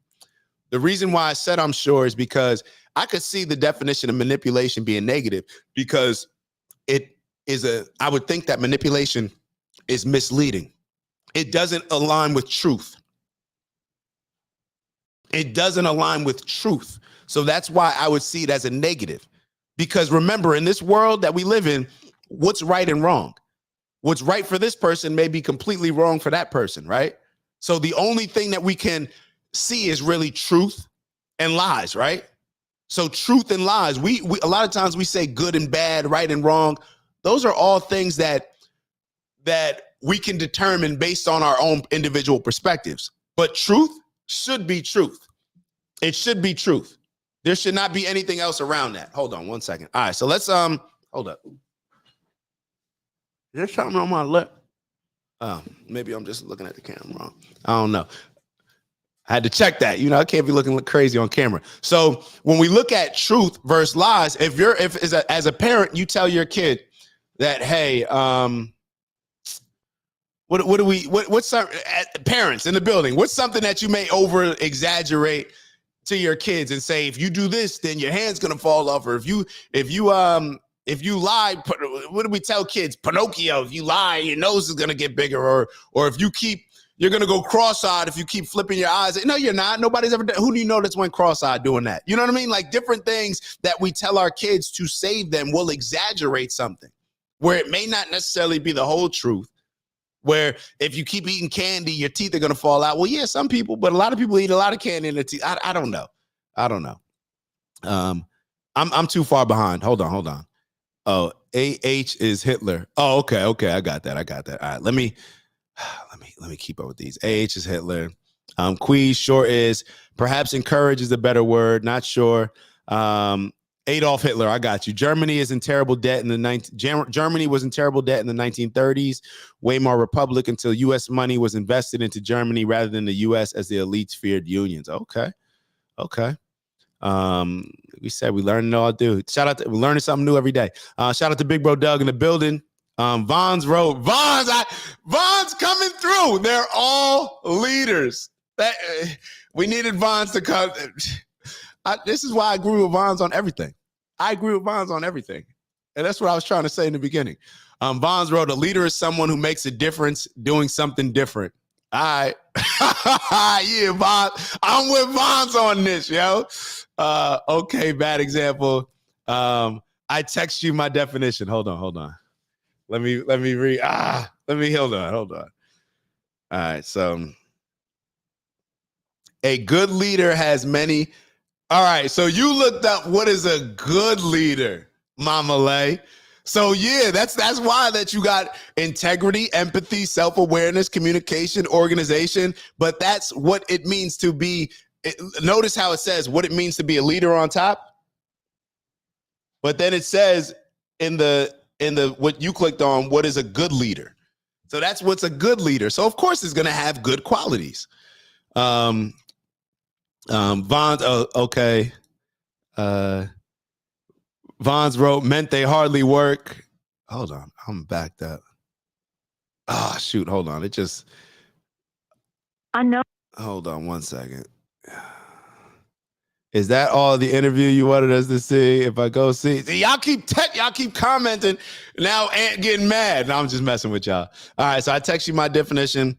Mama Lay wrote, I'm not personalized. And I looked up the definition, which is what I thought. All right, so the definition was what is a good leader. So you got to look up just what is a leader. Ant wrote, is that all the interview you wanted us to see? Pretty much. If you sit close to the TV, you will go blind. Right. We manipulated you. Like, it's all manipulation. I tell my kids, if they keep playing, I'm out. Joke, I would never. Anthony. All right. So let's, matter of fact, let me make sure that that's all. But I think that's all pretty much we had on Dr. Umar. We'll finish it off and then we'll get to the next video. I love y'all. We can continue to explore. I would not make a decision, a lifelong decision, about who I'm going to spend the rest of my life with purely based on pregnancy. I said we can continue to explore, to date. I would like to move in with you. We have to learn more about each other before we decide to spend the rest of our lives together. And they arrogantly said, it ain't going to work that way. I need to be your wife. They arrogantly said, it ain't going to work that way. I think he's proving that he is a leader, because this is exactly what we see happening in the black community. So if it ain't him, then somebody else leading people in this way. And I need to be your wife now. Had they been a little bit more patient and humble with me, either one, they would have became my wife. I don't know if they know that. They know it now because they're going to see this. Right. If they would have just been a little bit more respectful of where I was coming from, they would have got married. I would have married either one, because they were the mothers of my daughter. Now, what? Wait, what? So and I promise y'all, I have not seen this. I only saw the first maybe 30 seconds. I have not. Yo, did y'all just hear what he just said? This is definitely a leader. I'm telling y'all, definitely a leader, because this is what we see. This is what we see. This is what we see. The same way you throw things at me in the sense of narcissistic tendencies. And even a statement, like, because a lot would take the statement that you just made as, okay, that's coming from someone who is rooted in narcissistic tendencies, toxic masculinity, of you making the choice and all of these things. And now, even at this point, looking not just for one wife, but possibly two wives to fulfill my desire for two wives, though, is not based on personal need. It's based on political need. Let me explain. You are seeing, you remember that, how Wayne used to do his mixtapes, the dedications one? You are seeing a master at work. You are seeing a master manipulator at work. Master manipulator. And leader. Master manipulator. And he is leading a lot of our people. All right, so I think we're good on Dr. Umar. Ant said this Negro contradicted himself. So Ant wrote, am I saying marmalade when I say to Leslie? No, I'm saying Mama Lay. So, all right, so for a lot of y'all don't know, I haven't ever even said this. So Leslie is a family friend. So Leslie is married to one of my dad's best friends that he grew up with in the Bronx. So obviously our families are close. So I grew up, obviously with them. And Leslie and her husband Ray have a daughter named Elena. So that's why I say Mama Lay rather than just saying, like, I'm still weird with the first names. I don't know, it's very hard for me to say a first name without throwing a mama in there or a miss or something like that, or papa or something like that. It's just hard for me to just say first name. So that's what it comes down to. So yeah, especially with people that I've always known from a young age where I never called them by their first name. So for me, it's just, that's all that is. Umar sounds a bit wild. A manipulator is someone who controls others to their own advantage, often unfairly or dishonesty. I would agree completely. That's what Kendrick called Drake master manipulator. Yeah, he did, man. Oh, man. Cuzzo in the building. Aunt wrote, I'm in on your business, my bad. Nah, it ain't on my bad. Come on. That's something that should be shared. That should be shared. Uncle Brother wrote, what about pregnancy not happening until after people decide to spend the rest of their lives together? Why is he even using it as a basis for whether or not to marry someone? Yeah, it's Uncle Brother. This is this is the whole reason why I wanted to share this video, because it sometimes the people that, and I have to admit, maybe matter of fact, maybe one of the reasons why I'm saying that being a leader is manipulation, leadership, same thing, and calling Dr. Umar a leader, maybe one of those things. And to be a leader, you do not have to be a manipulator, but matter of fact, I think you kind of do, but the only thing that would make you not a manipulator if it's for a negative reason. So that's what they're saying. So you can be to me, every manipulator, you're leading somebody, but every leader may not have to manipulate. I guess that's what we're saying. All right. So cool. But the reason why I said I wanted to play this, because people that can make so much sense, and to the point that I was going to make, maybe why I'm calling Dr. Umar a leader is because Dr. Umar used to lead me. He led me on part of my journey. Now, I may not follow Dr. Umar right now, but Dr. Umar, 2014, 15, 2013, he opened up my eyes to a lot of stuff. He forced me to research a lot of things. So he led me in certain ways. I got to acknowledge that. I don't look for him for leadership, for leadership now, but in the past, I definitely did. And you could say, like some people will say, well, did it lead you in a negative or a positive? It was very positive for me as far as how I feel like a part of that journey, for me to dive into the things that I needed to dive into. And then, of course, to get to eventually get to the point where I'm at right now. Without Dr. Umar, I don't think that I would be at this point right at this time. I may have ultimately got here, but Dr. Umar definitely helped awaken some things in me that I was not aware of. And helped, I should say, design my purpose in a lot of ways, what I believe to be my purpose. And that is why Uncle Brother said that about Umar. No, I'm referring to manipulation. Okay. Uncompetitive wrote, the OG network, my definition, a leader describes a future and persuades their followers to make it become a reality. I agree with that. I'm with that. And nowhere in that definition does it say positive, negative. So I'm with that. You cannot portray. All right, so I think I'm behind. I think my my comments are coming through. I'm getting a little bit like it keeps bringing me to the top comments. So let me do this. Let me move on. Let's reset. Let's have a little reset. Let me bring the convo back and introduce this conversation that I wanted to show y'all that has to do with this exact topic on marriage. So we spending all day today talking about marriage. So this was a clip that I told y'all about. Yachty and Lil Baby discussing marriage. So I just wanted to play this. Get y'all opinion on it, because I need some help. I want y'all to give me some more opinions. Emotions. That's what I ain't sharing my finance. Oh, so if you even thought about marriage, instantly it's prenup. I don't even. Because marriage is a big jump. That's like, that's sharing finances. That's sharing emotions. That's what I ain't sharing my finance. Oh, so if you even thought about marriage, instantly it's prenup. I don't even prenups, like, and now young people don't even be knowing, like, prenups don't mean that. It's no thing that you can marry a woman and then she don't get nothing. It's ways for her to get something regardless. So even once y'all get married. So I'll give a girl a $10 million ring, $10 million wedding, no paperwork. That's that. What are y'all thinking so far?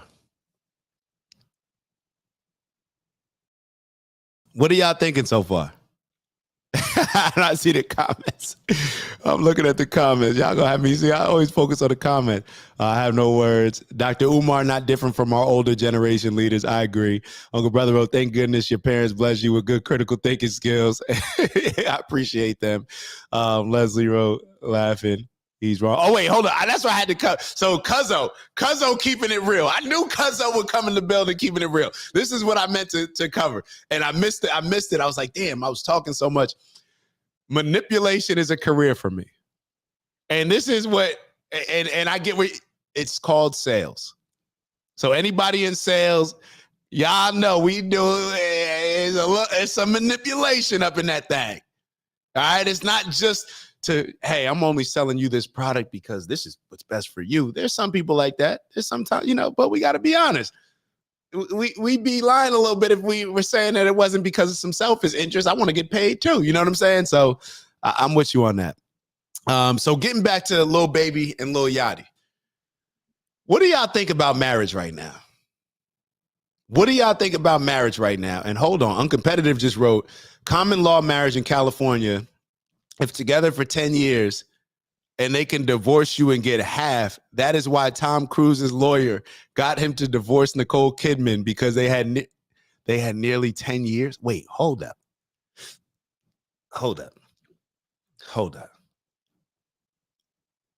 In Cali, it's common law.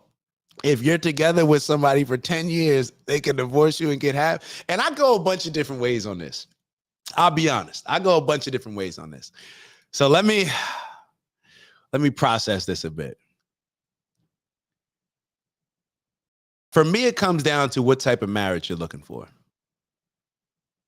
Do you want a conservative marriage? Are you a conservative man? Are you a conservative woman? Are you maybe thinking outside the box, not conservative? As a conservative person, like I'm just speaking for me, I feel like it's important that I get married. I also feel that, and I go back and forth on whether or not I need to get married to have kids. Little less concerned with, like, I don't think that I need to get married to have kids. Now, a lot of y'all may hear that and be like, wait, what? Like, you just said that about Dr. Umar. Okay. I'm more looking at it from a Islamic standpoint, I guess, when I say married. No. Where I would like to recognize a marriage, but I also recognize the issues that come up when you go through the government. Now, I would never want to have kids with somebody or intentionally have kids with somebody that I did not want to spend the rest of my life raising that child with and build a family with. That's me. I would never want to have kids with somebody where my intention was not to raise this child and build a family and commit to all of us for the rest of my life. I wouldn't want to do that. Now, I can look at it from a personal standpoint and say, well, I don't need to be married in order to make that commitment. I'm a disciplined person that once I commit to you, then you got my word, and that's more important than any document. Even if I really believed that was true for me, I'd be a fool to think that that's the case with the majority of us. Just being real. It sounds good to say, oh, I don't need this marriage to lock in. I'm going to be rocking with you. All of that stuff sounds good. And maybe a few people actually mean it and can stand on that. Cool. But when you think about the fact that people say those same things and take vows and then make decisions, you take vows to be there for better or worse for the rest of my life, sickness and health, all that. But then life happens and certain decisions are made to say no to those vows. So the point that I'm trying to make is that I'm saying a lot to say all this, to say just this. I never want to have a child with somebody that I do not want to commit to for the rest of my life. And it's for that person, but the main person that it's for is the person that has no control in the situation, and that's my child. Looking around at our current society, whether it's white or black, but specifically when it comes to the black community, we clearly have an issue with children not being raised by their fathers. Fathers being absent for whatever reason. It could be the woman's fault, could be the man's fault, whatever. I'm not getting into all that. But clearly we have an issue where we have a lack of leadership in the household when it comes to masculine leadership. I guess that could be the case whether a man's in the house or not, whatever, little sidebar. So when I hear Lil Baby say this, and I think about the people that he's going to influence, it makes me wonder. It makes me wonder, like, I get what he's saying from his perspective, but most people are not Lil Baby. And that could be a problem sometimes when we're taking advice. And that's why I said that shame on me for not knowing that Dr. Umar had kids, because I think that it is on us to do research on the people that we are taking advice from, to understand where that advice may have came from. You know, how was this perspective reached by this person? Why do they think this? So for Lil Baby being in his situation where he's a multi-millionaire rapper or whatever, maybe that makes sense for him. For Nick Cannon to have a whole bunch of kids out of wedlock, whole bunch of baby moms, maybe that makes sense for him. For Cam Newton to have a whole bunch of kids, whole bunch of baby moms, maybe that makes sense for him. But for the majority of us, it does not make sense for us. It just doesn't. Now, let me get into the actual point that I was going to make on marriage. Marriage, yeah, you're as a man and you're wealthy, I think that you are going to lose a lot. I think that you are going to lose a lot in marriage. But for me, going into it, I personally wouldn't care about that. I don't care about that. I think that, and the reason why is because I'm more into I'm looking for a conservative marriage. So therefore, how can I expect you? I'm in a marriage with you. We have kids. Let's say we're living a more conservative life. You take the lead in raising our kids and handling a lot of stuff that may be home. I take the lead in going out and maybe going to get new bags of money, all that type of stuff, whatever. That's that. I'm going out here and being the breadwinner, whatever. Now you may have the business taking care of holding that down at home. Cool. If we break up, why would I would never expect, like, of course I want to make sure that you're taken care of. For one, you're raising my kids. Now it's something that everything has to make sense, of course, but it's like also, yeah, you didn't work because I asked you based on the family structure that I'm looking for to not work. So if I'm asking you not to work and then we break up, and why would I not think that you're entitled to a whole bunch of what I have or what money wise was raised? So that's kind of how I look at it. Let me catch up with this comment. I think Keith had a good comment. Hold on. And Keith had said some good stuff. So you got to work the system. He said, if you put everything in a trust fund, technically you don't own anything. That's how you can walk with all your stuff. The issue comes in when you put kids or spouse as trustees. Okay.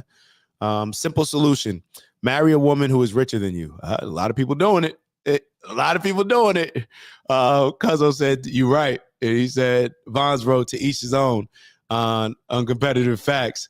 I know more. Shout out to I know more. It's a whole lot better than Joe Biden and George Soros. All right. I don't know what we're talking about. I can touch on marriage at this age because mine is different. I'm 38 and been with my wife a total of 17 years.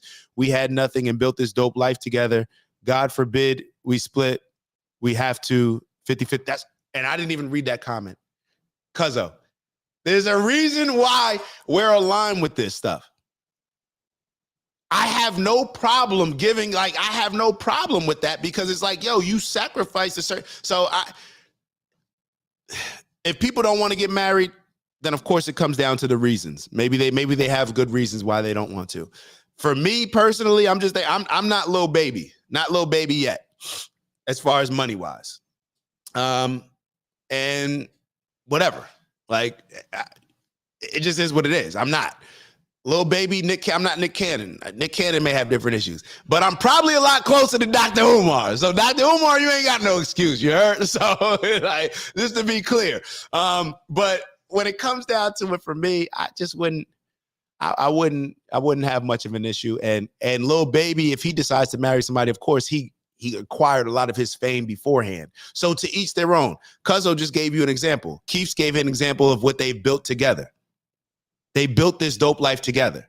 Lil Baby may be looking at it like, yo, I built this and you kind of came on board. So the sensible thing for that may be not 50-50. But I think that the woman should understand that. So at the end of the day, it comes down to one of the greatest lessons that I told y'all I ever learned during sports. Shout out to Coach O on the Hamilton Tiger Cats. Do what makes sense. do what makes sense. So that's how I'm looking at it. And we're saluting Keith, definitely saluting Keith for that. 17 years strong. Can't do anything but listen to that. Gotta listen to that. Gotta take heed. Quee said he's getting his trust together now. Got to. All right, so let's finish up the combo here. Let's see what else they had to say. I know I interrupted it. I interrupt a minute-long video. Yeah, it is what it is. That's my offer. $1 million ring, $10 million wedding, no paperwork. That's my offer. So I mean, so we not married. I vowed to death do us part. We married. Just no paperwork. You know? And that could change when I get older, but I don't really see that. Because it's just a sheet of... It could change when I get older. I'm glad that he said that. We're all evolving based on not only what's best for us. For me, part of my growth has been evolving from what's best for me compared to what's best for the overall big picture and what is important to me as far as I deem my purpose. And that includes a lot more people than just me. When I was younger, it was more, it was still, worried about my parents, worried about this, but it was just from a different standpoint. It was just a more selfish mindset. I'm just being totally honest with you. It was a more selfish mindset. As I get older and older, it becomes a more selfless mindset. Yeah. The paper. No, it's not just a sheet of paper. It's something that actually stands.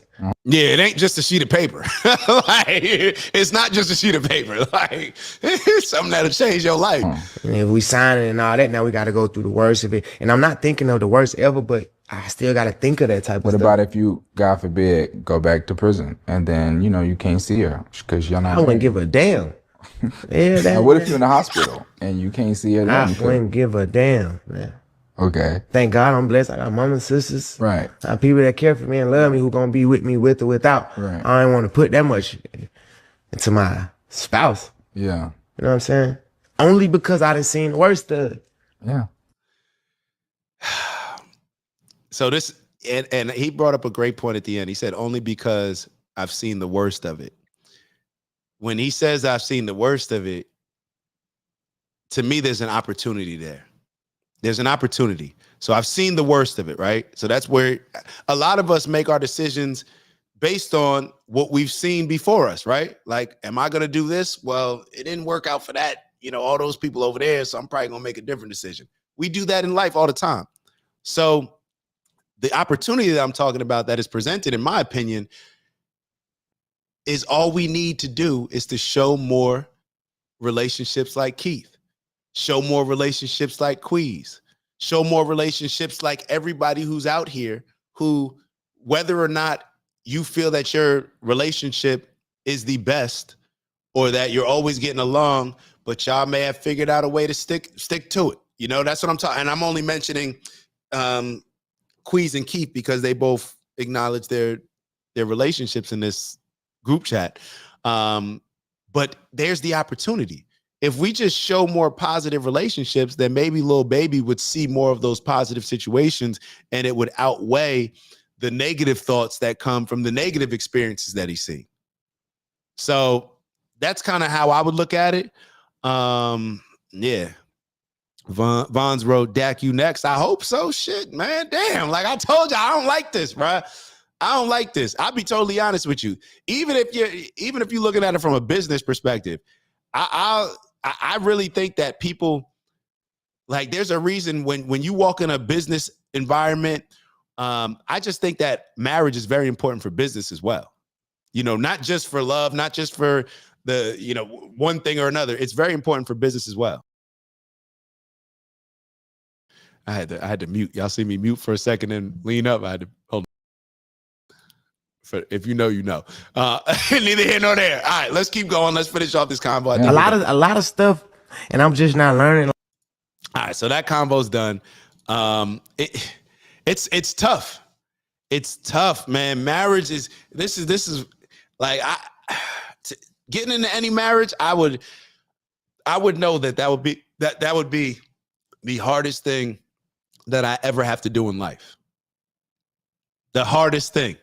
Hey, Ant no, Ant no, the little mute and lean. That's why when y'all caught me earlier, Y'all see me lean up like this and hit the little stop talking for a sec? And then, yeah. But yeah, man, what relationships and this is the thing. Like it's we don't have to approach it, thinking negatively, like Lil Baby said. You don't have to think of the worst case scenario, but be aware, and let's put ourselves in the best possible position, understanding that, even if, we have to extend a lot of grace to certain situations. So even if you get married and it doesn't work out, you got kids and it didn't work out, whatever it is, we don't need to criticize previous behavior. We should learn from previous behavior, but it's not criticizing. It's just learning and figuring out, damn, how could I have learned from that situation?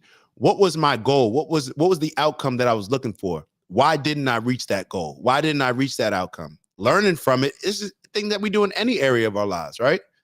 So look at it, from a standpoint of how can I grow from it? What can I learn from it? And then apply that in different areas.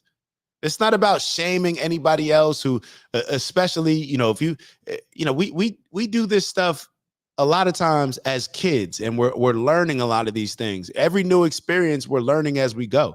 It's a new experience. We can look at other people's experiences, but to actually learn how to play football, you got to play football.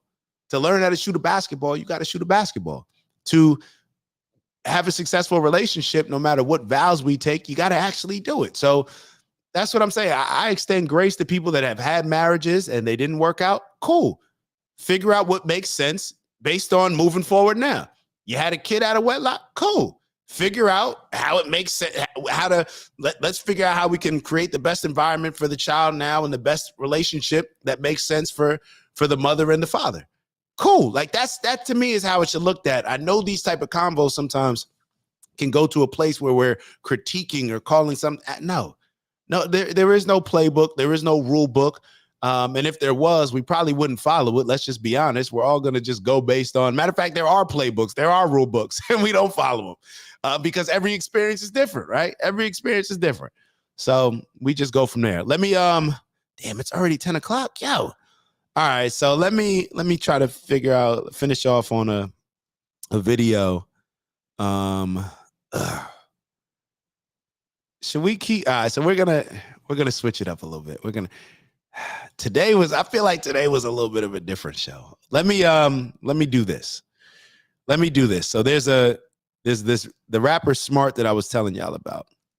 I wanted to play this video for y'all because this is based on the music industry.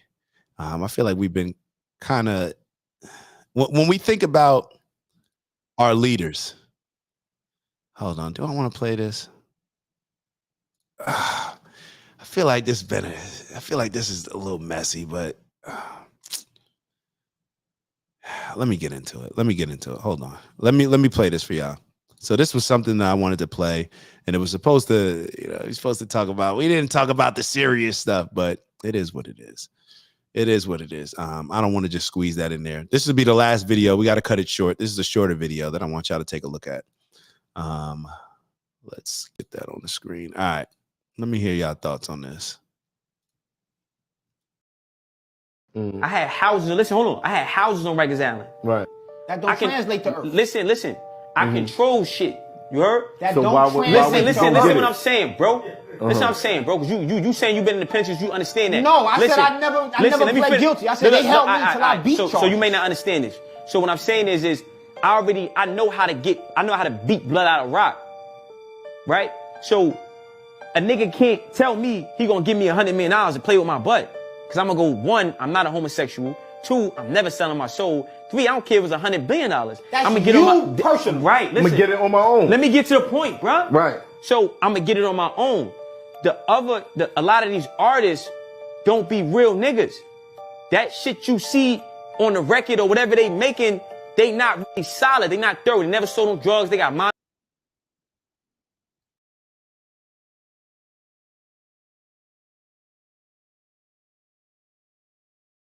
All right, so this is a lot. Hold on. Oh shoot, my fault. I got rid of it. My fault. Hold on. So it's good. I wanted to comment on it anyway. So this video, a lot of y'all probably wondering, like, why is he even sharing this video? The reason why I'm sharing this video, hold on, let me turn this volume going in the background, is because he's bringing up certain points that when we talk about the Diddy situation and we think about leaders in our community and we think about the people that have influence over us, I saw this interesting thread. I saw this interesting thread on X where it was showing like every successful rapper, and they had somebody over them that did not come from the culture. And he's highlighting a lot of the reasons and a lot of the tactics that the music industry uses to control a lot of our minds, to control a lot of the propaganda that's pushed out, to control a lot of these artists. And that's kind of why I wanted to tap into it. So Ant sent something else about this. All right, so let me keep playing this and let me check the DMs as well that Ant just sent. No, a nigga going. They never been in the street. They don't know this. And let me be clear. Take the message. Like, take the message. I know the language may be a little bit harsh, or real this, real that. Just follow. I'm gonna tell you, look, I'm gonna tell you straight, because I ain't really trying to put niggas out there, right? But a nigga in the studio, we from the hood. I used to stick niggas up, bro. Babyface, I used to book niggas. So I'm always on point, bro. Facts. I'm on point right now, my nigga. Facts. Always on my square. But a nigga that's a square, he don't know. Yeah. So he don't know watch your drink. He don't know. So now he drink behind a nigga. He get drugged. They this nigga.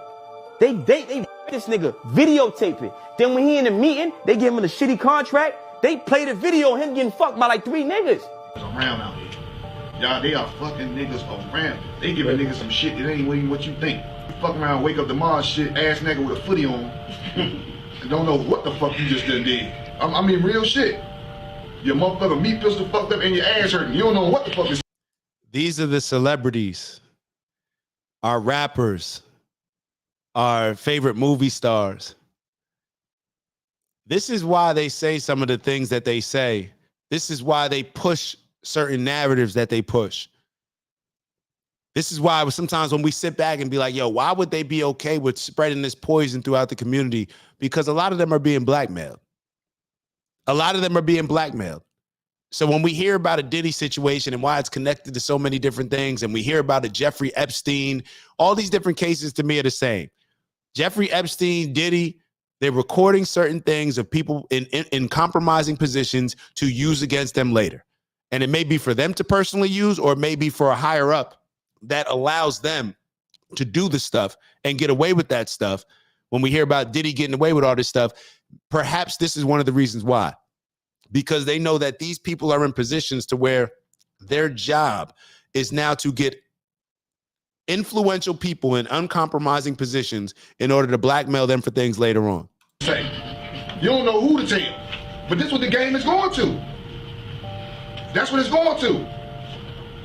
Then here it is, it's time for a contract to come out. Nigga want to sign you for 5 years. You like, nah, dog. So you don't want to sign with us? Nah. Nah. Man, pop in the tape. Show this nigga what he did last night. I'm serious. Dude, this real shit I'm telling y'all though. Pop in the tape.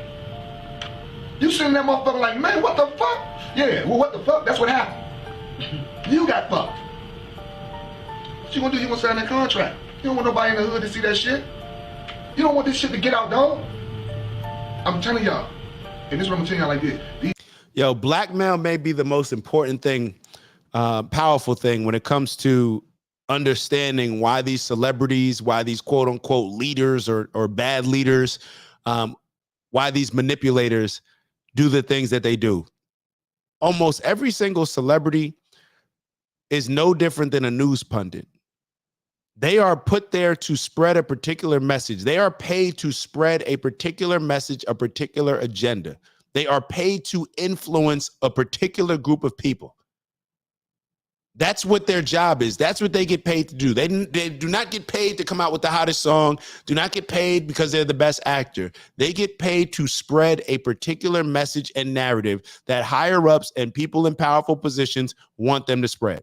That's how I see it. Is that too conspiracy theorist? I don't know. But that's when I hear of a celebrity saying something that makes no sense, when I hear of a celebrity condoning men playing basketball with or men playing sports against women, when I hear all these type of things, when I think of a D Wade type and the things that he pushes, what automatically goes in my mind is like, damn, what do they have over this brother? Now, he may just be pushing what he's pushing because that's his kid, whatever. But I'm telling y'all, celebrities, and it's not just D Wade, it's across the board. That's the mindset that I have when I approach these things. As you see constantly hot, they're not getting hot because they like to get hot. They're getting hot because they know what they done, and they can't live with that shit for real. So, I'm telling y'all this from me. This is some real shit. This real shit I'm telling y'all. He ain't never been doing shit like that, so he like, man, what? Fuck it, I'm just gonna sign. And you gonna give me money? So rather than get that story put out, he gonna sign that bad contract, which is the 360 deal. He gonna take that advance, which is recoupable anyway. So they gonna give him the money just to take back and own the rights to his shit. I'm sitting here with 5 niggas that got the same look like I killed 9 niggas. Yo. I give you 5 I'm over here with 5 niggas right here. Everybody. All right, we're gonna move over. Ant, so I'm gonna play the video that Ant sent over real quickly, and then we'll wrap it up with this one being the last video. Let me catch up with the comments real quick. Uncompetitive wrote, the CIA supplements its budget through the trafficking of crack cocaine and blackmails gangster rappers to make it seem cool. No more barbershop quartets. I agree with you, bro. This is like, influence is everything, yo. People pay for influence. When you think about a business's biggest expense, what is a business's biggest expense? Advertising. How to push their message, how to push whatever narrative, whatever product they're selling. People pay a lot of money for that. A lot of money for that. That's why. And what do companies make the most amount of money off of? What does Facebook make the most amount of? What does YouTube make the most amount of money off of? What does X make the most? It's all advertisements. It's all advertisements because people will pay an absurd amount of money to push whatever narrative and agenda it is that they're looking to push. It just is what it is. Let's keep going. Oh, damn, I got meetings today. All right, yeah, this is definitely the last video. Gibson out here not playing fair at all. He said, if y'all ain't finna drop, I'm finna drop that list. Y'all, he wasn't even playing either. This man really dropped. This made me think about the Kendrick and Drake situation when Drake was like, drop. People was out here playing with Mel Gibson intelligence too. Y'all know he keep that lethal weapon. This all alleged though. This is all alleged. This is all coming from him. But if this is true, I wouldn't be surprised by some of the names I've seen on there. Look.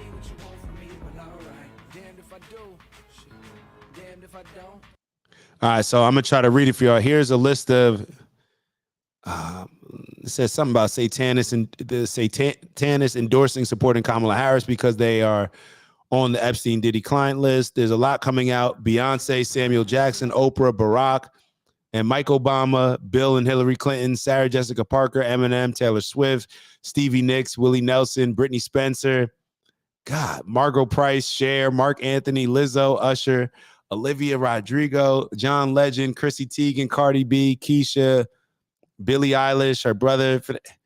Yo, this is a lot, man. This is a lot to be reading. I'm just going to leave it on the screen. Y'all got to read this yourselves, man. Beyonce's mom on here, Whoopi Goldberg, George.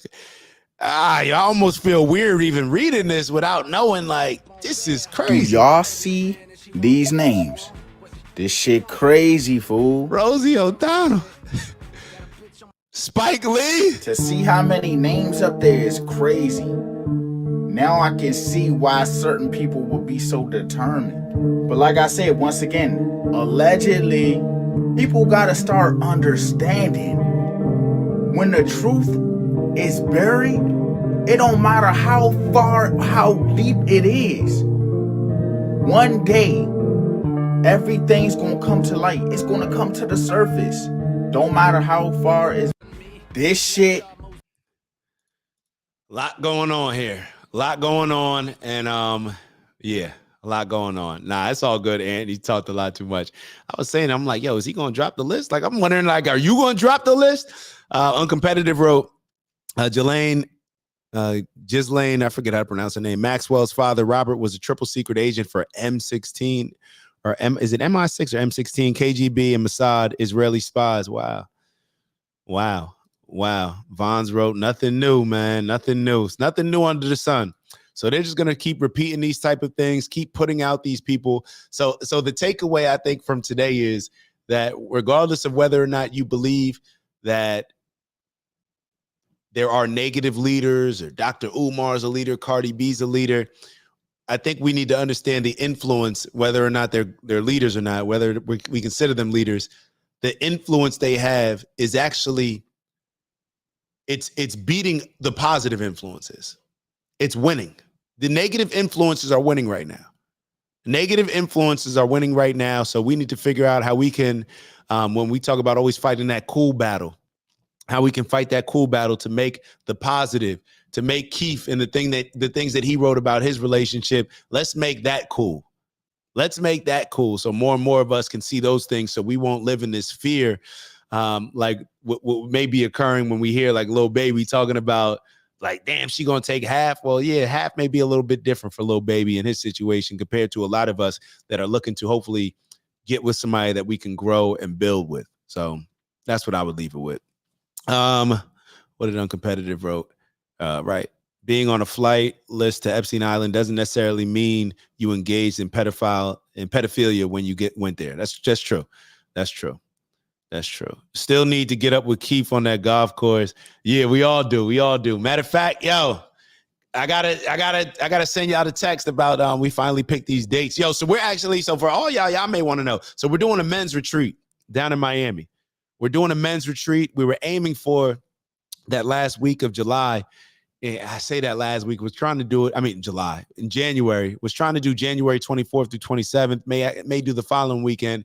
We're just a little nervous with doing it so close to Valentine's Day. I don't want to taking people's pockets when they got to, spend on their lady.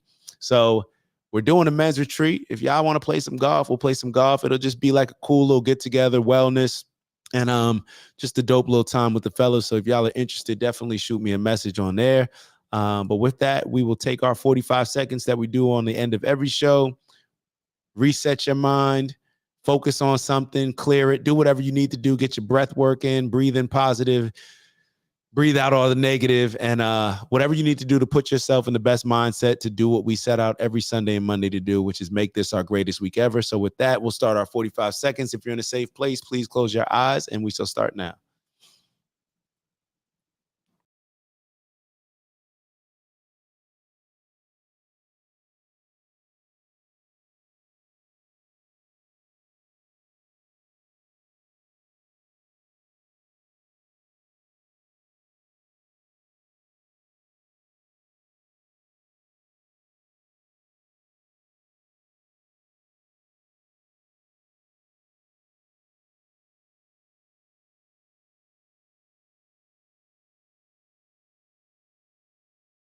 All right, we got 2 more deep breaths. Inhaling all the positive, exhaling all the negative. 1 more. Y'all know we here to do elevate on purpose, both from an intentional standpoint. Let's up our standards. So that way we can become the leaders that our community needs. Clearly, we need more positive leaders, and that way we can accomplish the things that we set out to accomplish. Y'all know what it is. Onward and upward, strength and honor. Get to that bag.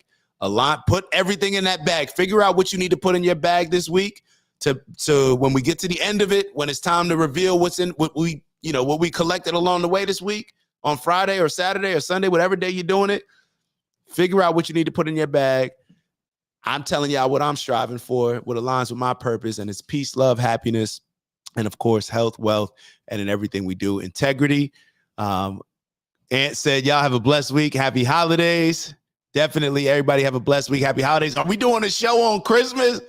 I don't know. I'm going to have to hit the group chat. Yo, so if y'all are listening, y'all are on Instagram, make sure you follow at the OG Network. Shoot us a DM. And if you want to join our group on there to discuss a lot of these issues throughout the week, definitely tap in. Uncompetitive wrote Merry Christmas to all. To everyone, happy holidays all from Marmalade. And then we got Uncle Brother, gang, you know what it is. Appreciate you, big bro. And Queez left the fire emoji. So on that note, please like, and maybe share with your friends if you enjoyed the show. And on that note, I'll see y'all soon.